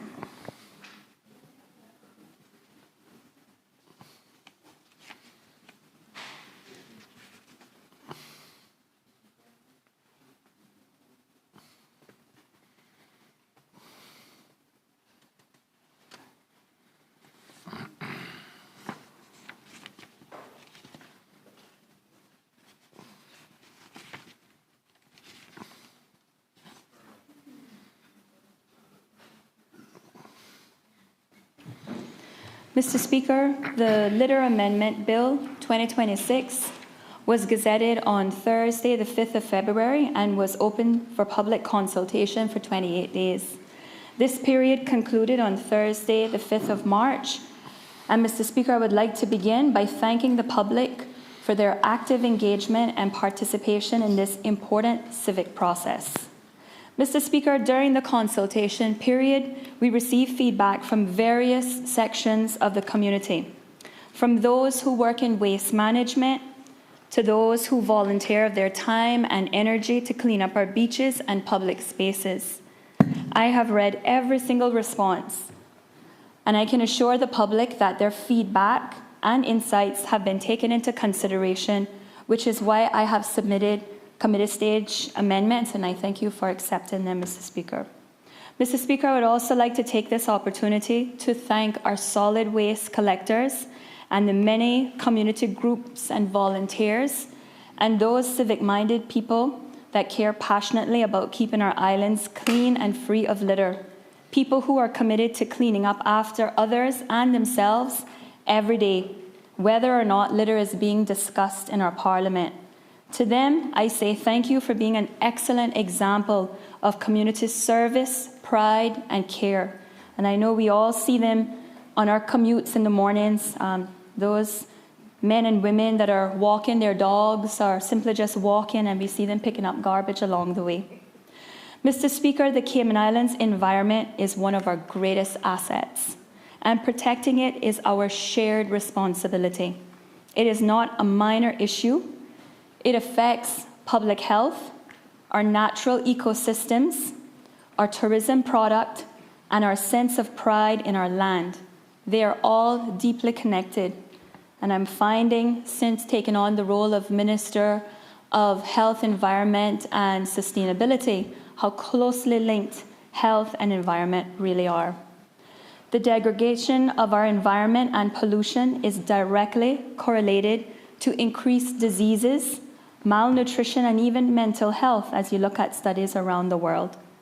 By contrast, healthy environments with clean air and water, access to green spaces, and nutritious, locally grown foods help to support good physical and mental health. Mr. Speaker, here in Cayman, preservation and protection are particularly important as the impact runs deep to the core of who we are as a people. And this government is serious about safeguarding our island's natural heritage for current and future generations. Mr. Speaker, the Litter Amendment Bill 2026 seeks to amend the Litter Act 1997 revision to increase penalties for various offenses under the Principal Act, to empower the Cabinet to make regulations creating an administrative penalty system in respect of offences, and to modernize some of the language of the Principal Act. These amendments are part of a broader effort to preserve our islands through legislation that seeks to maintain our public spaces to the highest standards, creating environments that reflect the beauty and dignity that our islands deserve.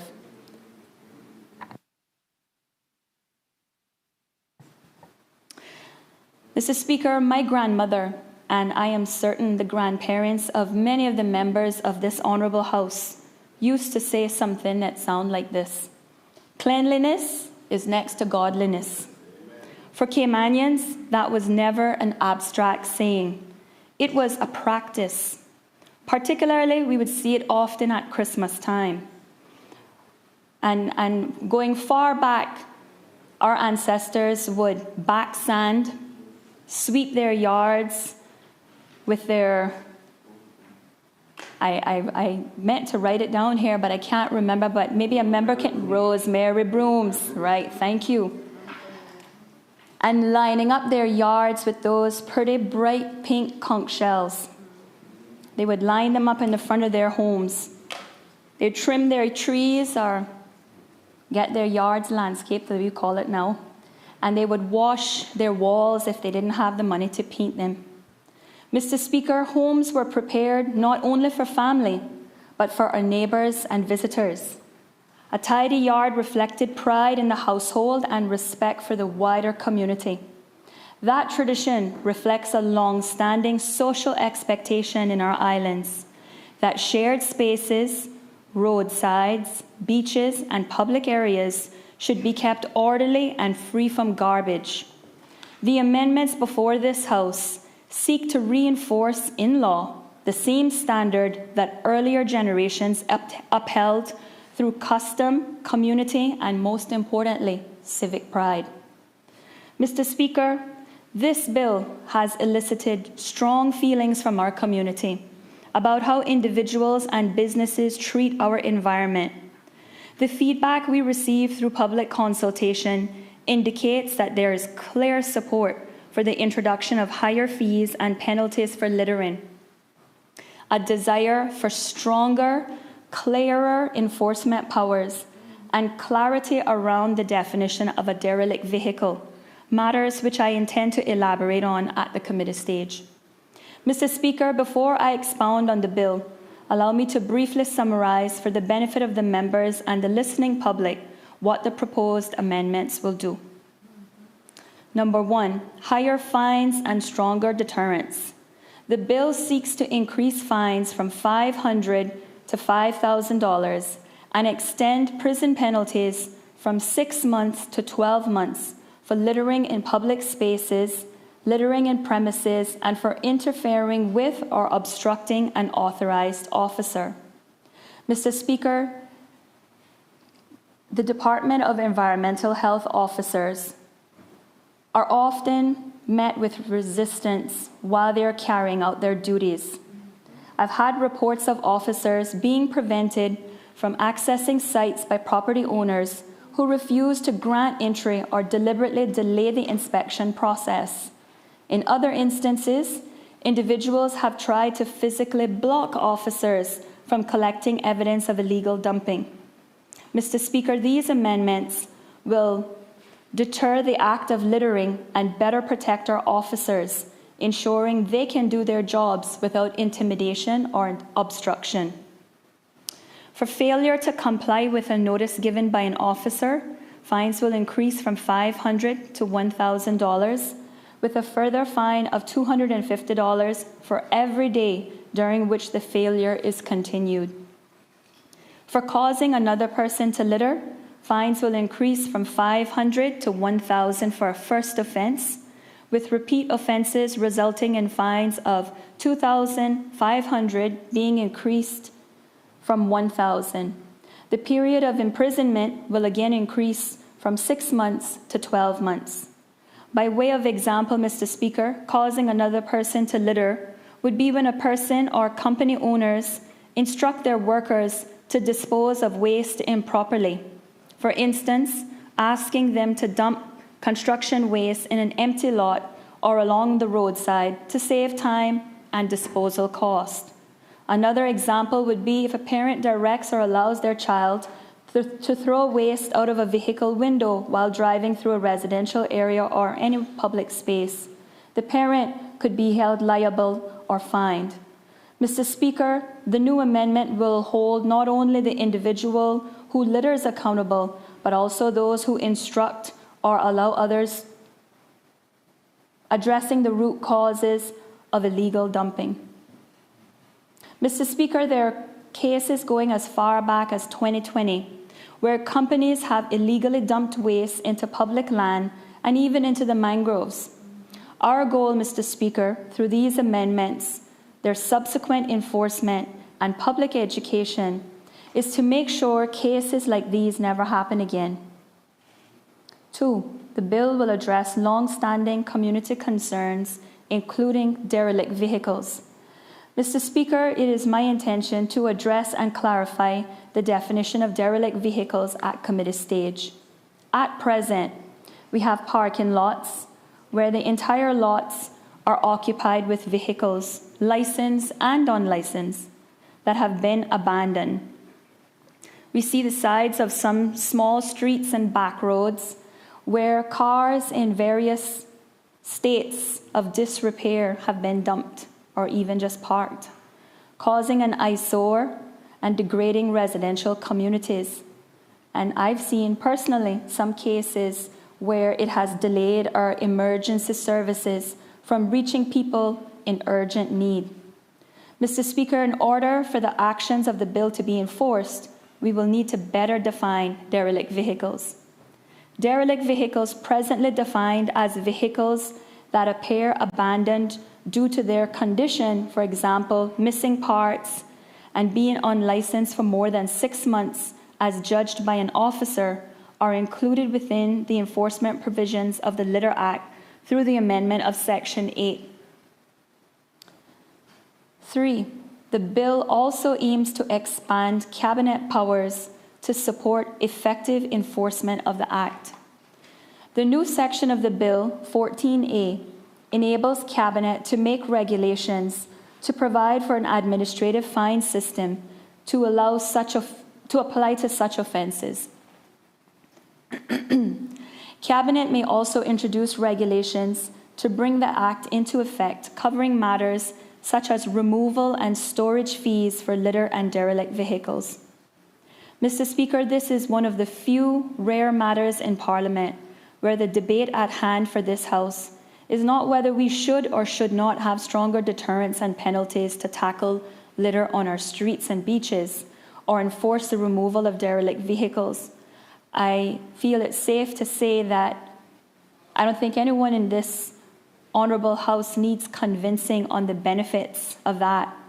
Rather, what we're focused on is ensuring that resources are managed to enable these penalties to be duly enforced so that the amendments actually have an impact. Mr. Speaker, the amendment bill is arranged into 10 clauses that I will now outline. Clause 1 provides the short title of the legislation. Clause 1 also contains a commencement provision for the legislation. Clause 2 amends the Principal Act to change the word law to act. Clause 3 amends Section 2 of the Principal Act to correct the heading of Section 2. Clause 4 amends Section 3 of the Principal Act to increase penalties for littering in public places. It is proposed that the fine will be increased from $500 to $5,000, and the period of imprisonment will increase from 6 months to 12 months. Clause 5 amends Section 4 of the Principal Act to increase fines for littering in premises. It is proposed that the fine will be increased from $500 to $5,000, and the period of imprisonment will increase from 6 months to 12 months. Clause 6 amends Section 5 of the Principal Act to increase fines for causing another person to contravene Sections 3 or 4 of the Principal Act. It is proposed that the fine will be increased from $500 to $1,000, and for a second offence from $1,000 to $2,500. The term of imprisonment for a subsequent offence will increase from 6 months to 12 months. Clause 7 repeals and replaces Section 6 of the Principal Act to increase fines for failure to comply with a notice given by an environmental health officer to remove litter from premises. It is proposed that the fine will increase from $500 to $1,000, and that there will be a further fine of $250 for every day during which the failure is continued after conviction.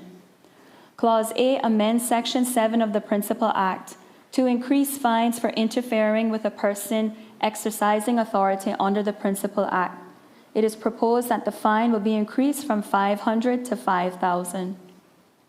Clause 9 amends Section 8 of the Principal Act by repealing and replacing subsection 2 of that section in order to increase fines for refusing to comply with a notice to remove a derelict vehicle. Clause 10 repeals and replaces Section 14 in order to modernize the language of that section.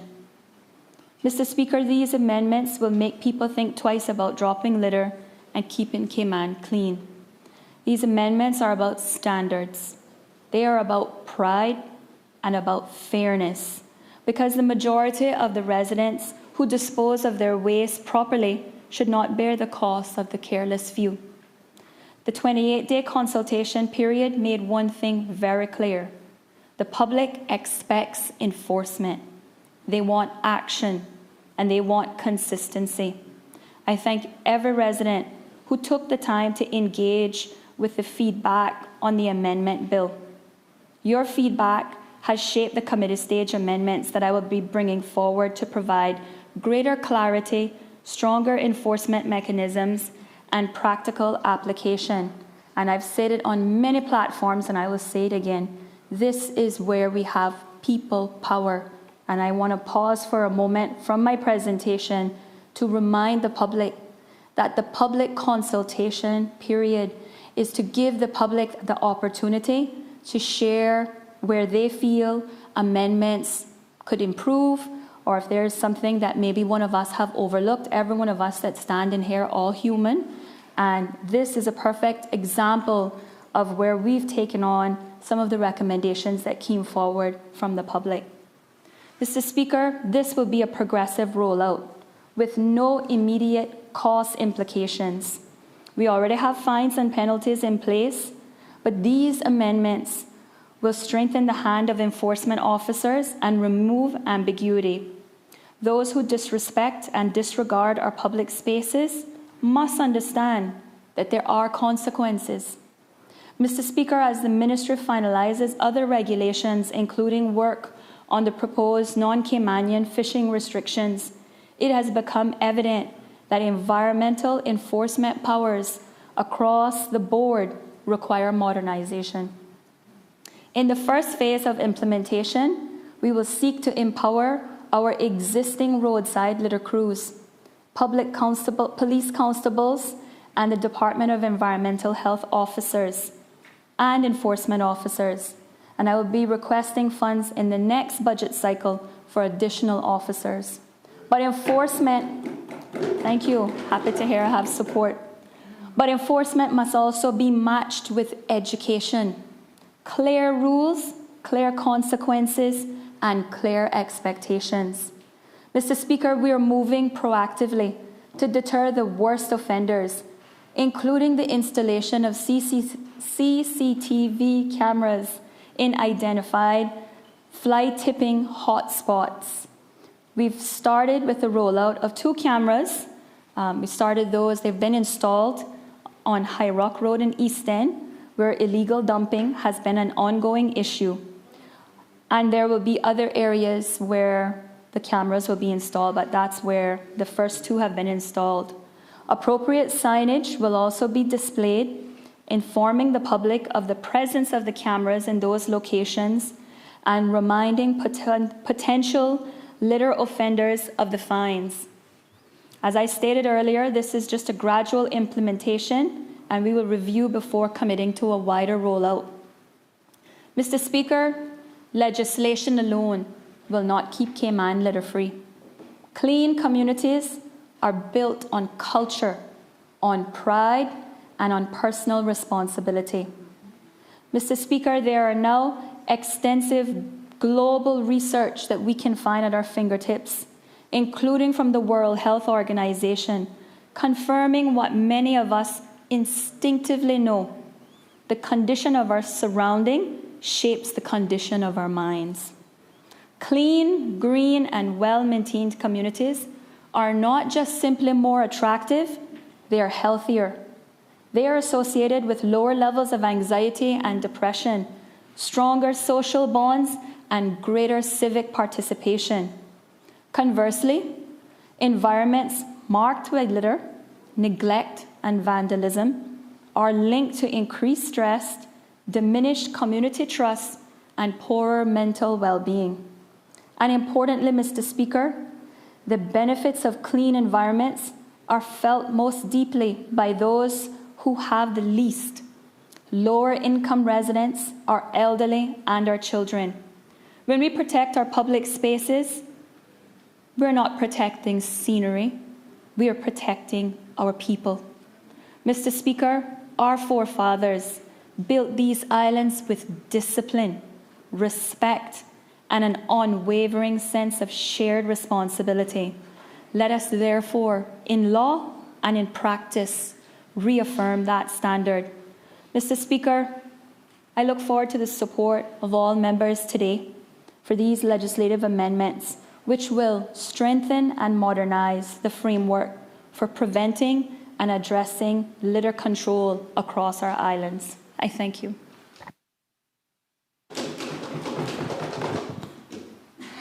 Does any other member wish to speak? Member for Bordentown East.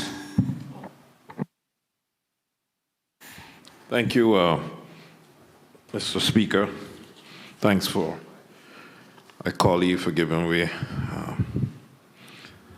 Mr. Speaker, I want to first thank the Honorable Minister. I almost never had to, or never felt that I should get up, but I thought I should add a few words as I'm so relieved by this litter amendment bill. Minister, you got this. And I thank you for taking such a comprehensive approach to this vexing problem. It is unacceptable to us as Caymanians, and it should be unacceptable to everyone that lives in this country. I want to just briefly touch on some of the amendments in terms of fines, the increase. Definitely agree with that. The incarceration increase, the noting that there is a growing concern of the disposing of construction waste. Definitely happening in my district. Throwing trash out of the window and parents being held responsible. I think that parents are the first persons that need to give education to their children about litter and not allowing trash to be thrown out of windows and not chastising their child or stopping the car and going back and making them pick it up.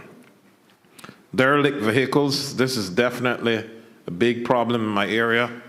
I actually call the director, Sir Sims, almost every week as they park it right outside my window.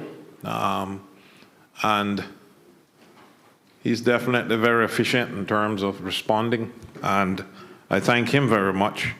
But definitely a major problem, and a lot of times people call, Mr. Speaker, and they accuse the minister or the member responsible for that constituency of not upkeeping the area, and we're just as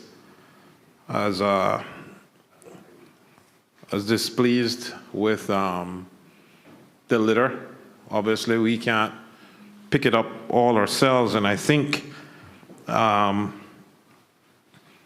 we need to add to this a component of community service, where those persons who are caught red-handed, instead of incarceration, should also be made to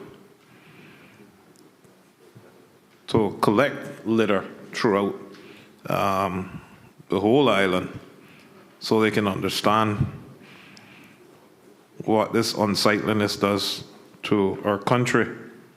Mr. Speaker, I think I heard the minister go into an area in terms of identifying derelict vehicles, but I wasn't sure if she had mentioned checking the VIN numbers and finding out the owners of these vehicles and holding them responsible. And if it's not them, they need to say who it was. And definitely glad to hear the minister talking about these pop-up garages that are in communities for prolonged periods. Get a lot of calls about these, Mr. Speaker, and has my support. Increasing of the staff complement, as you can well remember, last week I brought a question about this in terms of the litter crew being increased. Welcome news to my ears. And Mr. Speaker, I want to commend the Honorable Minister for the approach that this government is taking to litter. I know definitely the member from Savannah has been an advocate trying to find a solution and trying to educate persons in the public to take more pride in their communities, and trying to understand that our country is our product, and you know, we have tourists that come here. We are considered one of the cleanest countries or islands in the Caribbean, and we need to maintain that. And sometimes when I see the things that fall out of some of these trucks, I think on my way down I saw a whole garbage bag on the roadside. These are things, it bothers me as to how people could be so, well, I don't want to use that word, but I'll say uncleanly. And, well, Mr. Speaker, definitely pleased to hear this, and I know the people of the Cayman Islands, they love their country and they want to see it clean. And I can only remember in some of the things that the minister spoke about in terms of how our forefathers and mothers kept their place so tidy. I can remember all those conch shells and sand and everything else, and every year your house had to be cleaned and painted and so forth. So definitely nothing that our forefathers would want to know that is going on right now. But I thank the minister and the government for taking this comprehensive approach. Thank you, Mr. Speaker. Member for Georgetown Central.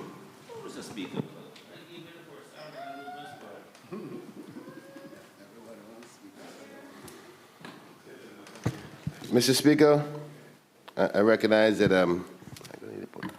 that this is going to be a debate that is going to have a lot of contribution, which I'm very excited about.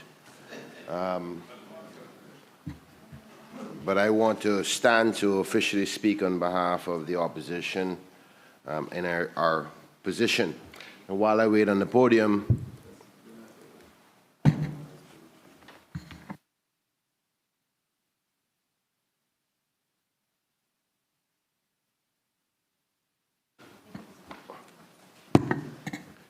Mr. Speaker, as I was saying, while I wait on my podium to arrive, I want to start off with the most important thing.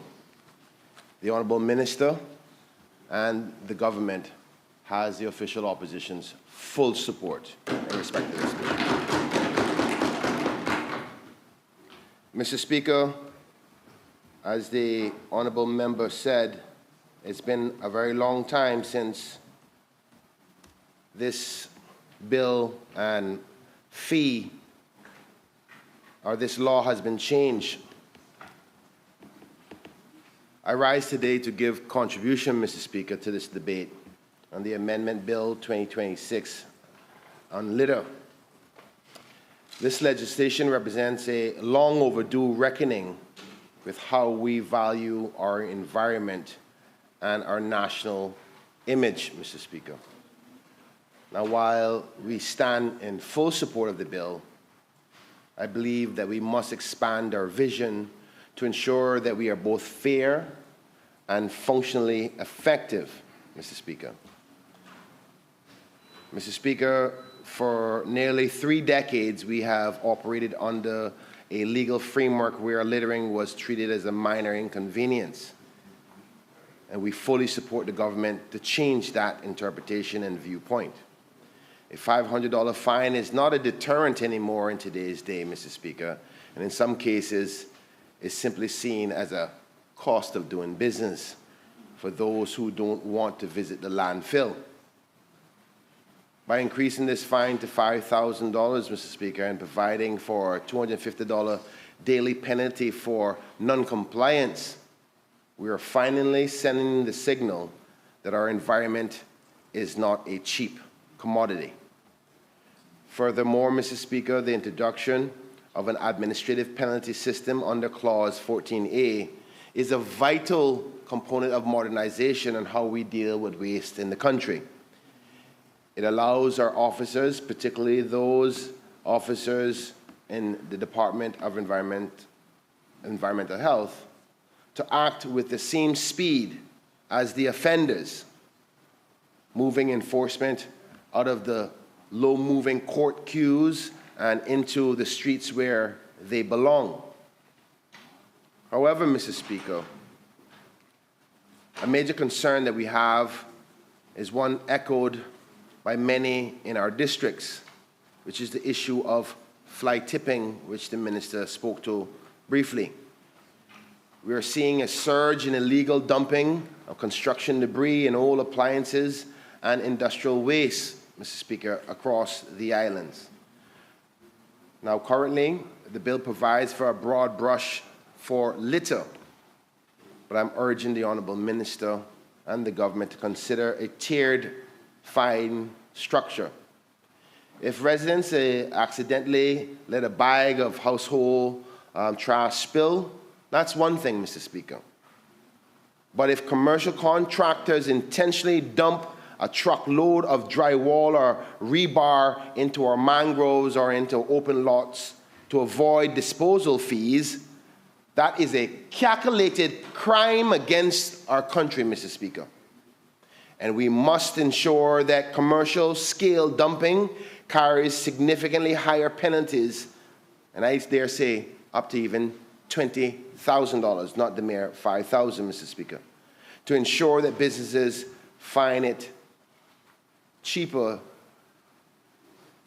to ensure that businesses do not find it cheaper to dump illegal waste into open lots across the island. Mr. Speaker, I want to highlight a specific area of the bill that must be most aggressive, and that is marine dumping. It is simple, expensive fact that cleaning up litter on land is a challenge. But cleaning up litter in our waters is a logistical and financial nightmare, Mr. Speaker. To remove derelict vehicles from the roadside requires just a tow truck. To remove the same vehicle or a sunken vessel or heavy industrial waste from our canals and reefs requires divers, barges, specialized equipment, and hundreds of man-hours. The damage to our coral reefs and our seagrass beds is often irreversible. Because of the taxpayers' cost for marine cleanup is exponentially higher than land-based cleanup, the fines for marine dumping should be a whole lot more than they are right now and what is being reflected in the bill. Mr. Speaker, we in the opposition are open to supporting the minister and the government that when the Honourable Minister brings further amendments to the environmental legislation, which I know her and her team is working on, we'd be happy to sit with you to improve on this area. I'm proposing that any littering or dumping that occurs in our marine environments should carry a premium penalty, Mr. Speaker. We must protect the very resource that sustains our tourism and our cultural way of life. Mr. Speaker, while I support these higher fines, I must speak for the man in the street. We are asking our people to change their behavior, but we are not giving them enough tools to do so. In many areas across the country and in Georgetown and along the coastal roads, you can walk for half a mile without finding a single public trash bin. When we talk about beautification, we cannot only talk about it with a stick of $5,000 fines, we must also provide the carrot of accessibility in infrastructure. Mr. Speaker, please allow me this opportunity to highlight and ask the question, what happened to the Prospect pilot program with the unified bin approach? All reports, Mr. Speaker, it was a success. Why are we not expanding that to an island-wide approach?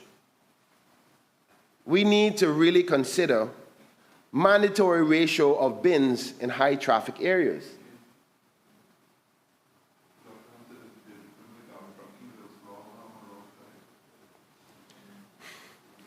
Furthermore, it is time to seriously consider mandatory recycling, Mr. Speaker. We are a modern society, and if we do not force the people to do so, they will not change. This is the only way to extend the life of our waste solutions and truly address the root of the problem. Mr. Speaker, again, another way to support the government and support a policy in calling for the establishment of a national beautification fund.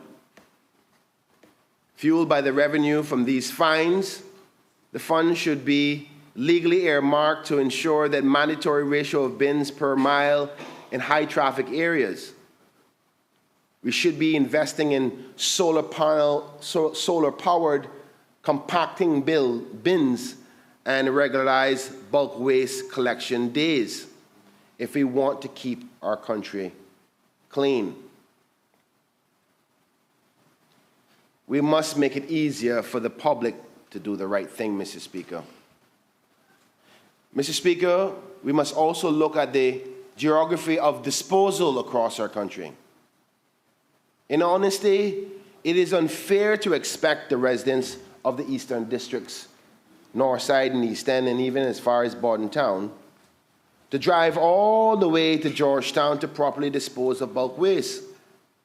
I understand gas prices are going through the roof, gone up 15 cents in the last 5 days. We in the opposition are calling for the creation of another tipping location in the eastern districts. Mr. Speaker, I heard the Honourable Minister speak about CCTV options in hot spots. But respectfully, Mr. Minister, or Madam Minister, I'm not sure that a CCTV option is the best solution.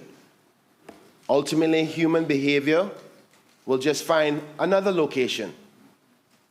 Mr. Speaker, after doing much research in understanding what it would cost to create a tipping location quite like that in the Georgetown area, I would fairly say, Mr. Speaker, it's probably well less than $50,000 to $100,000 compared to the damage it does to our national pride, our national brand, and our environment and our way of pride.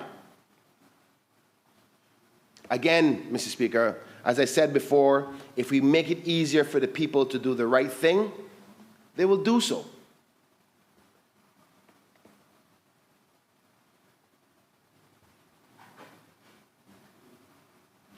Mr. Speaker, we in the opposition also have some other ideas that the government should consider. Why don't we do a litter reporting app, Mr. Speaker, where citizens can upload geotagged photos of fly tipping or dumping to trigger an investigation for the Department of Environmental Health? Mr. Speaker, I think that we should propose a bounty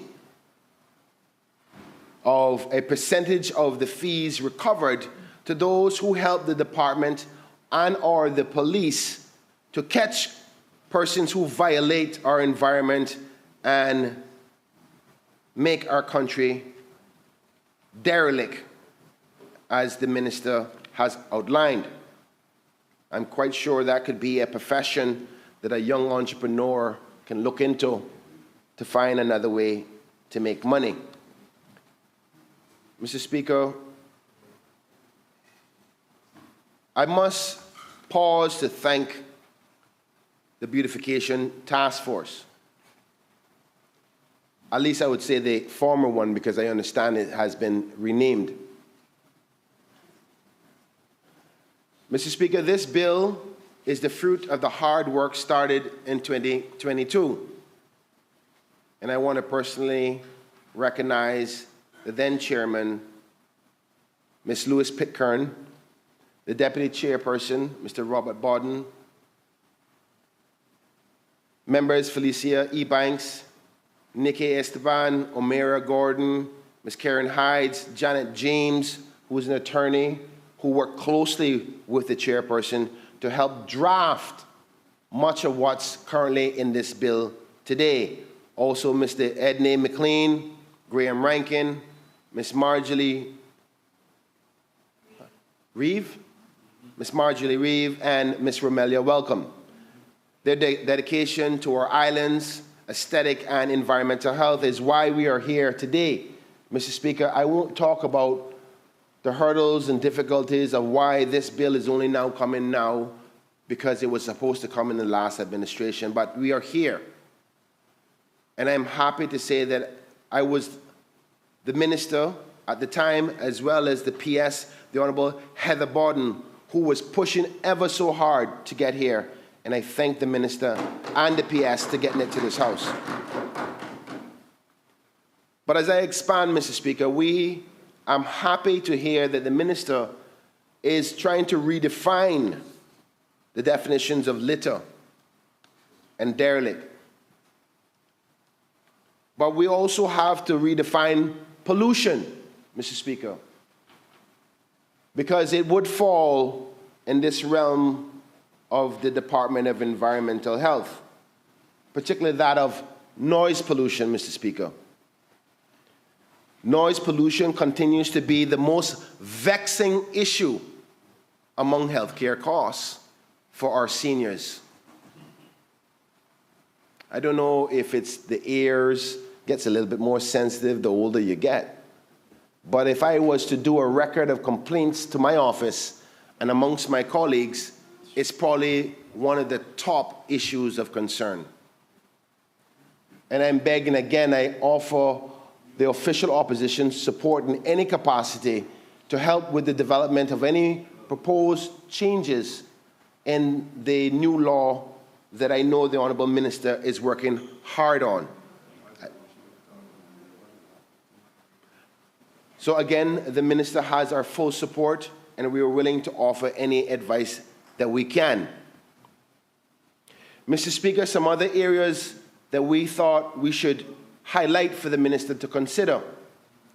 That while trying to address the issue of derelict vehicles and the pollution that they create, we think that the Honourable Minister needs to consider better data sharing amendments for DVDL and the Department of Environmental Health.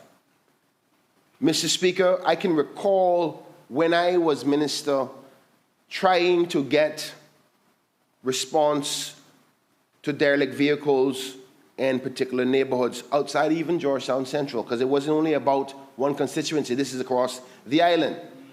And as I did the follow-ups, naturally the director had to follow the rules that were provided to him. So in order to, for example, you see a derelict vehicle on the side of the road, before the director and his team can make the move, he has to find out who the owner is. That Director of Environmental Health has no access to the DVDL system under data protection. Mr. Speaker, I think it's time for us now to change the law where at the very least the director or an appointed person by the director has access to the systems of ownership of vehicles in this country, because it's such a severe problem.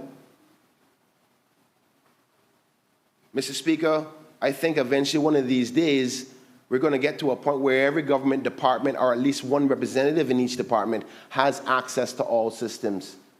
Because if we want our technocrats to deliver on the policies, they need to be able to act quickly and efficiently. And sometimes they get beat up for not moving fast enough when the hurdles that we put in their way are just too large. Mr. Speaker, I think we should also consider changing the law where cars can be towed away literally one day after expiration. Currently, the law right now, Mr. Speaker, the car has to be unlicensed. Correct me, Mr. Minister, Madam Minister, if I get it wrong. But I think it's either 3 months or 6 months before the Department of Environmental Health and their representatives can move the vehicle. If it's not past that time, then it's actually the police's problem. It is unfair to the Department of Environmental Health and their teams to be taking on responsibility that is or perceived responsibility when in fact the law does not allow them to act. And again, Mr. Speaker, I will be asking some follow-up questions throughout committee stage to see if the inference that we see within the clauses could potentially resolve this problem, and if it doesn't, maybe highlight it for future amendments to come to Parliament so that the Department of Environmental Health can be efficient in their policy deliverables. Mr. Speaker, another area that outside of this bill that the government must consider is to support the initiative and policies of keeping the country clean. We have to make some legislative change to other laws. As an example, Mr. Speaker, we were talking about data sharing with DVDL and the Department of Environmental Health. I think, Mr. Speaker, DVDL should be changed as well to say that a car cannot be transferred from one member to another if a car is sold within 3 months or whatever specified period they think is best for them, that the car has to be transferred formally. What we have right now, Mr. Speaker, is they can go in and just sign off, but the car sign off in front of somebody, but the car doesn't have to be licensed. And the timeline for them to come in to get it licensed is not, in my humble opinion, efficient enough for them, for the Department of Environmental Health to take action. We have too much of a transient community where cars that are becoming derelict are 90% of the time owned by persons who either live in the jurisdictions or just don't care about it anymore. We have to send the message to those that disobey the law and continue to contribute to the waste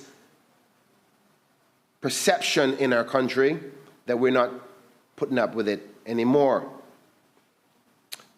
Mr. Speaker, another area of consideration that the government needs to look into is that the law right now only mandates that garbage needs to be in a bag. The member can look into the necessary research within the law. It doesn't say it has to be in a bin. It doesn't say what kind of bag it has to be in. And there's a common behavior that we do, particularly in the transient workers area and low-income communities, which I hate to highlight, but I must, if I want to contribute appropriately to this discussion, is whereby persons continue to use their shopping bags, supermarket bags, rather than actual garbage bags. It makes it very problematic for the department to keep our communities clean. Mr. Speaker, in other jurisdictions, they're obligated by law to put their waste in regulated bins prescribed by law or regulated bags prescribed by law. If we are going to take this waste issue seriously, we're going to have to change those sections of the law. Again, I offer the support of the official opposition and any discussions that the minister may want to have on other ways to support. We think that that area needs to be changed. Mr. Speaker, I was also very, very happy to hear that the minister is committing to more officers for enforcement at a later date. I understand that she would need to do some supplementary funding first before doing so, as her budget has already been approved.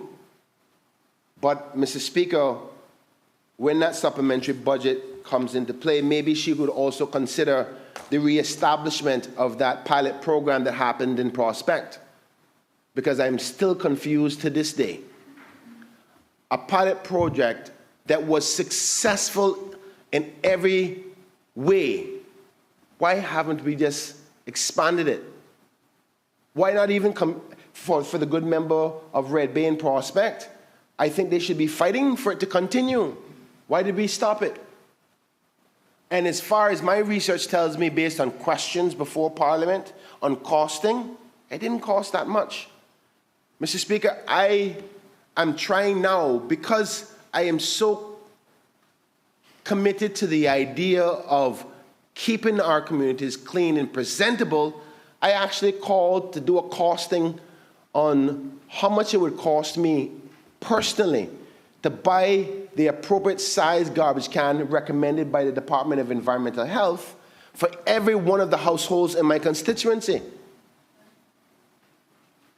And it's not as expensive as one would think. I think that based on my research, we can probably give every household in the Cayman Islands 2 appropriately sized garbage cans and say, you have to put your garbage in this or it will not be collected. That could potentially cost less than $2 million. And if my numbers, matter of fact, I did some, less than $2 million. I think it's a lot less than that too. I think I did some calculations, Mr. Speaker, on the estimates, and I just want to see if I can find it quickly in my phone on how much I thought it would end up being.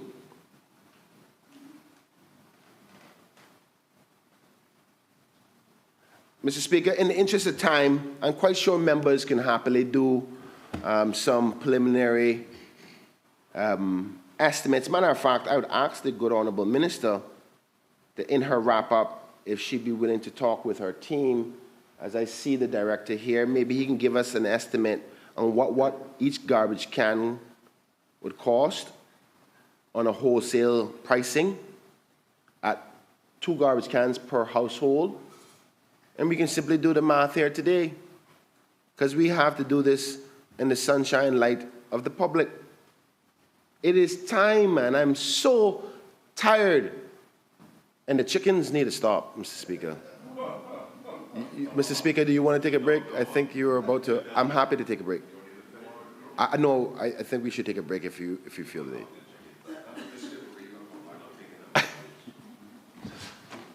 Parliament is suspended until 2 p.m.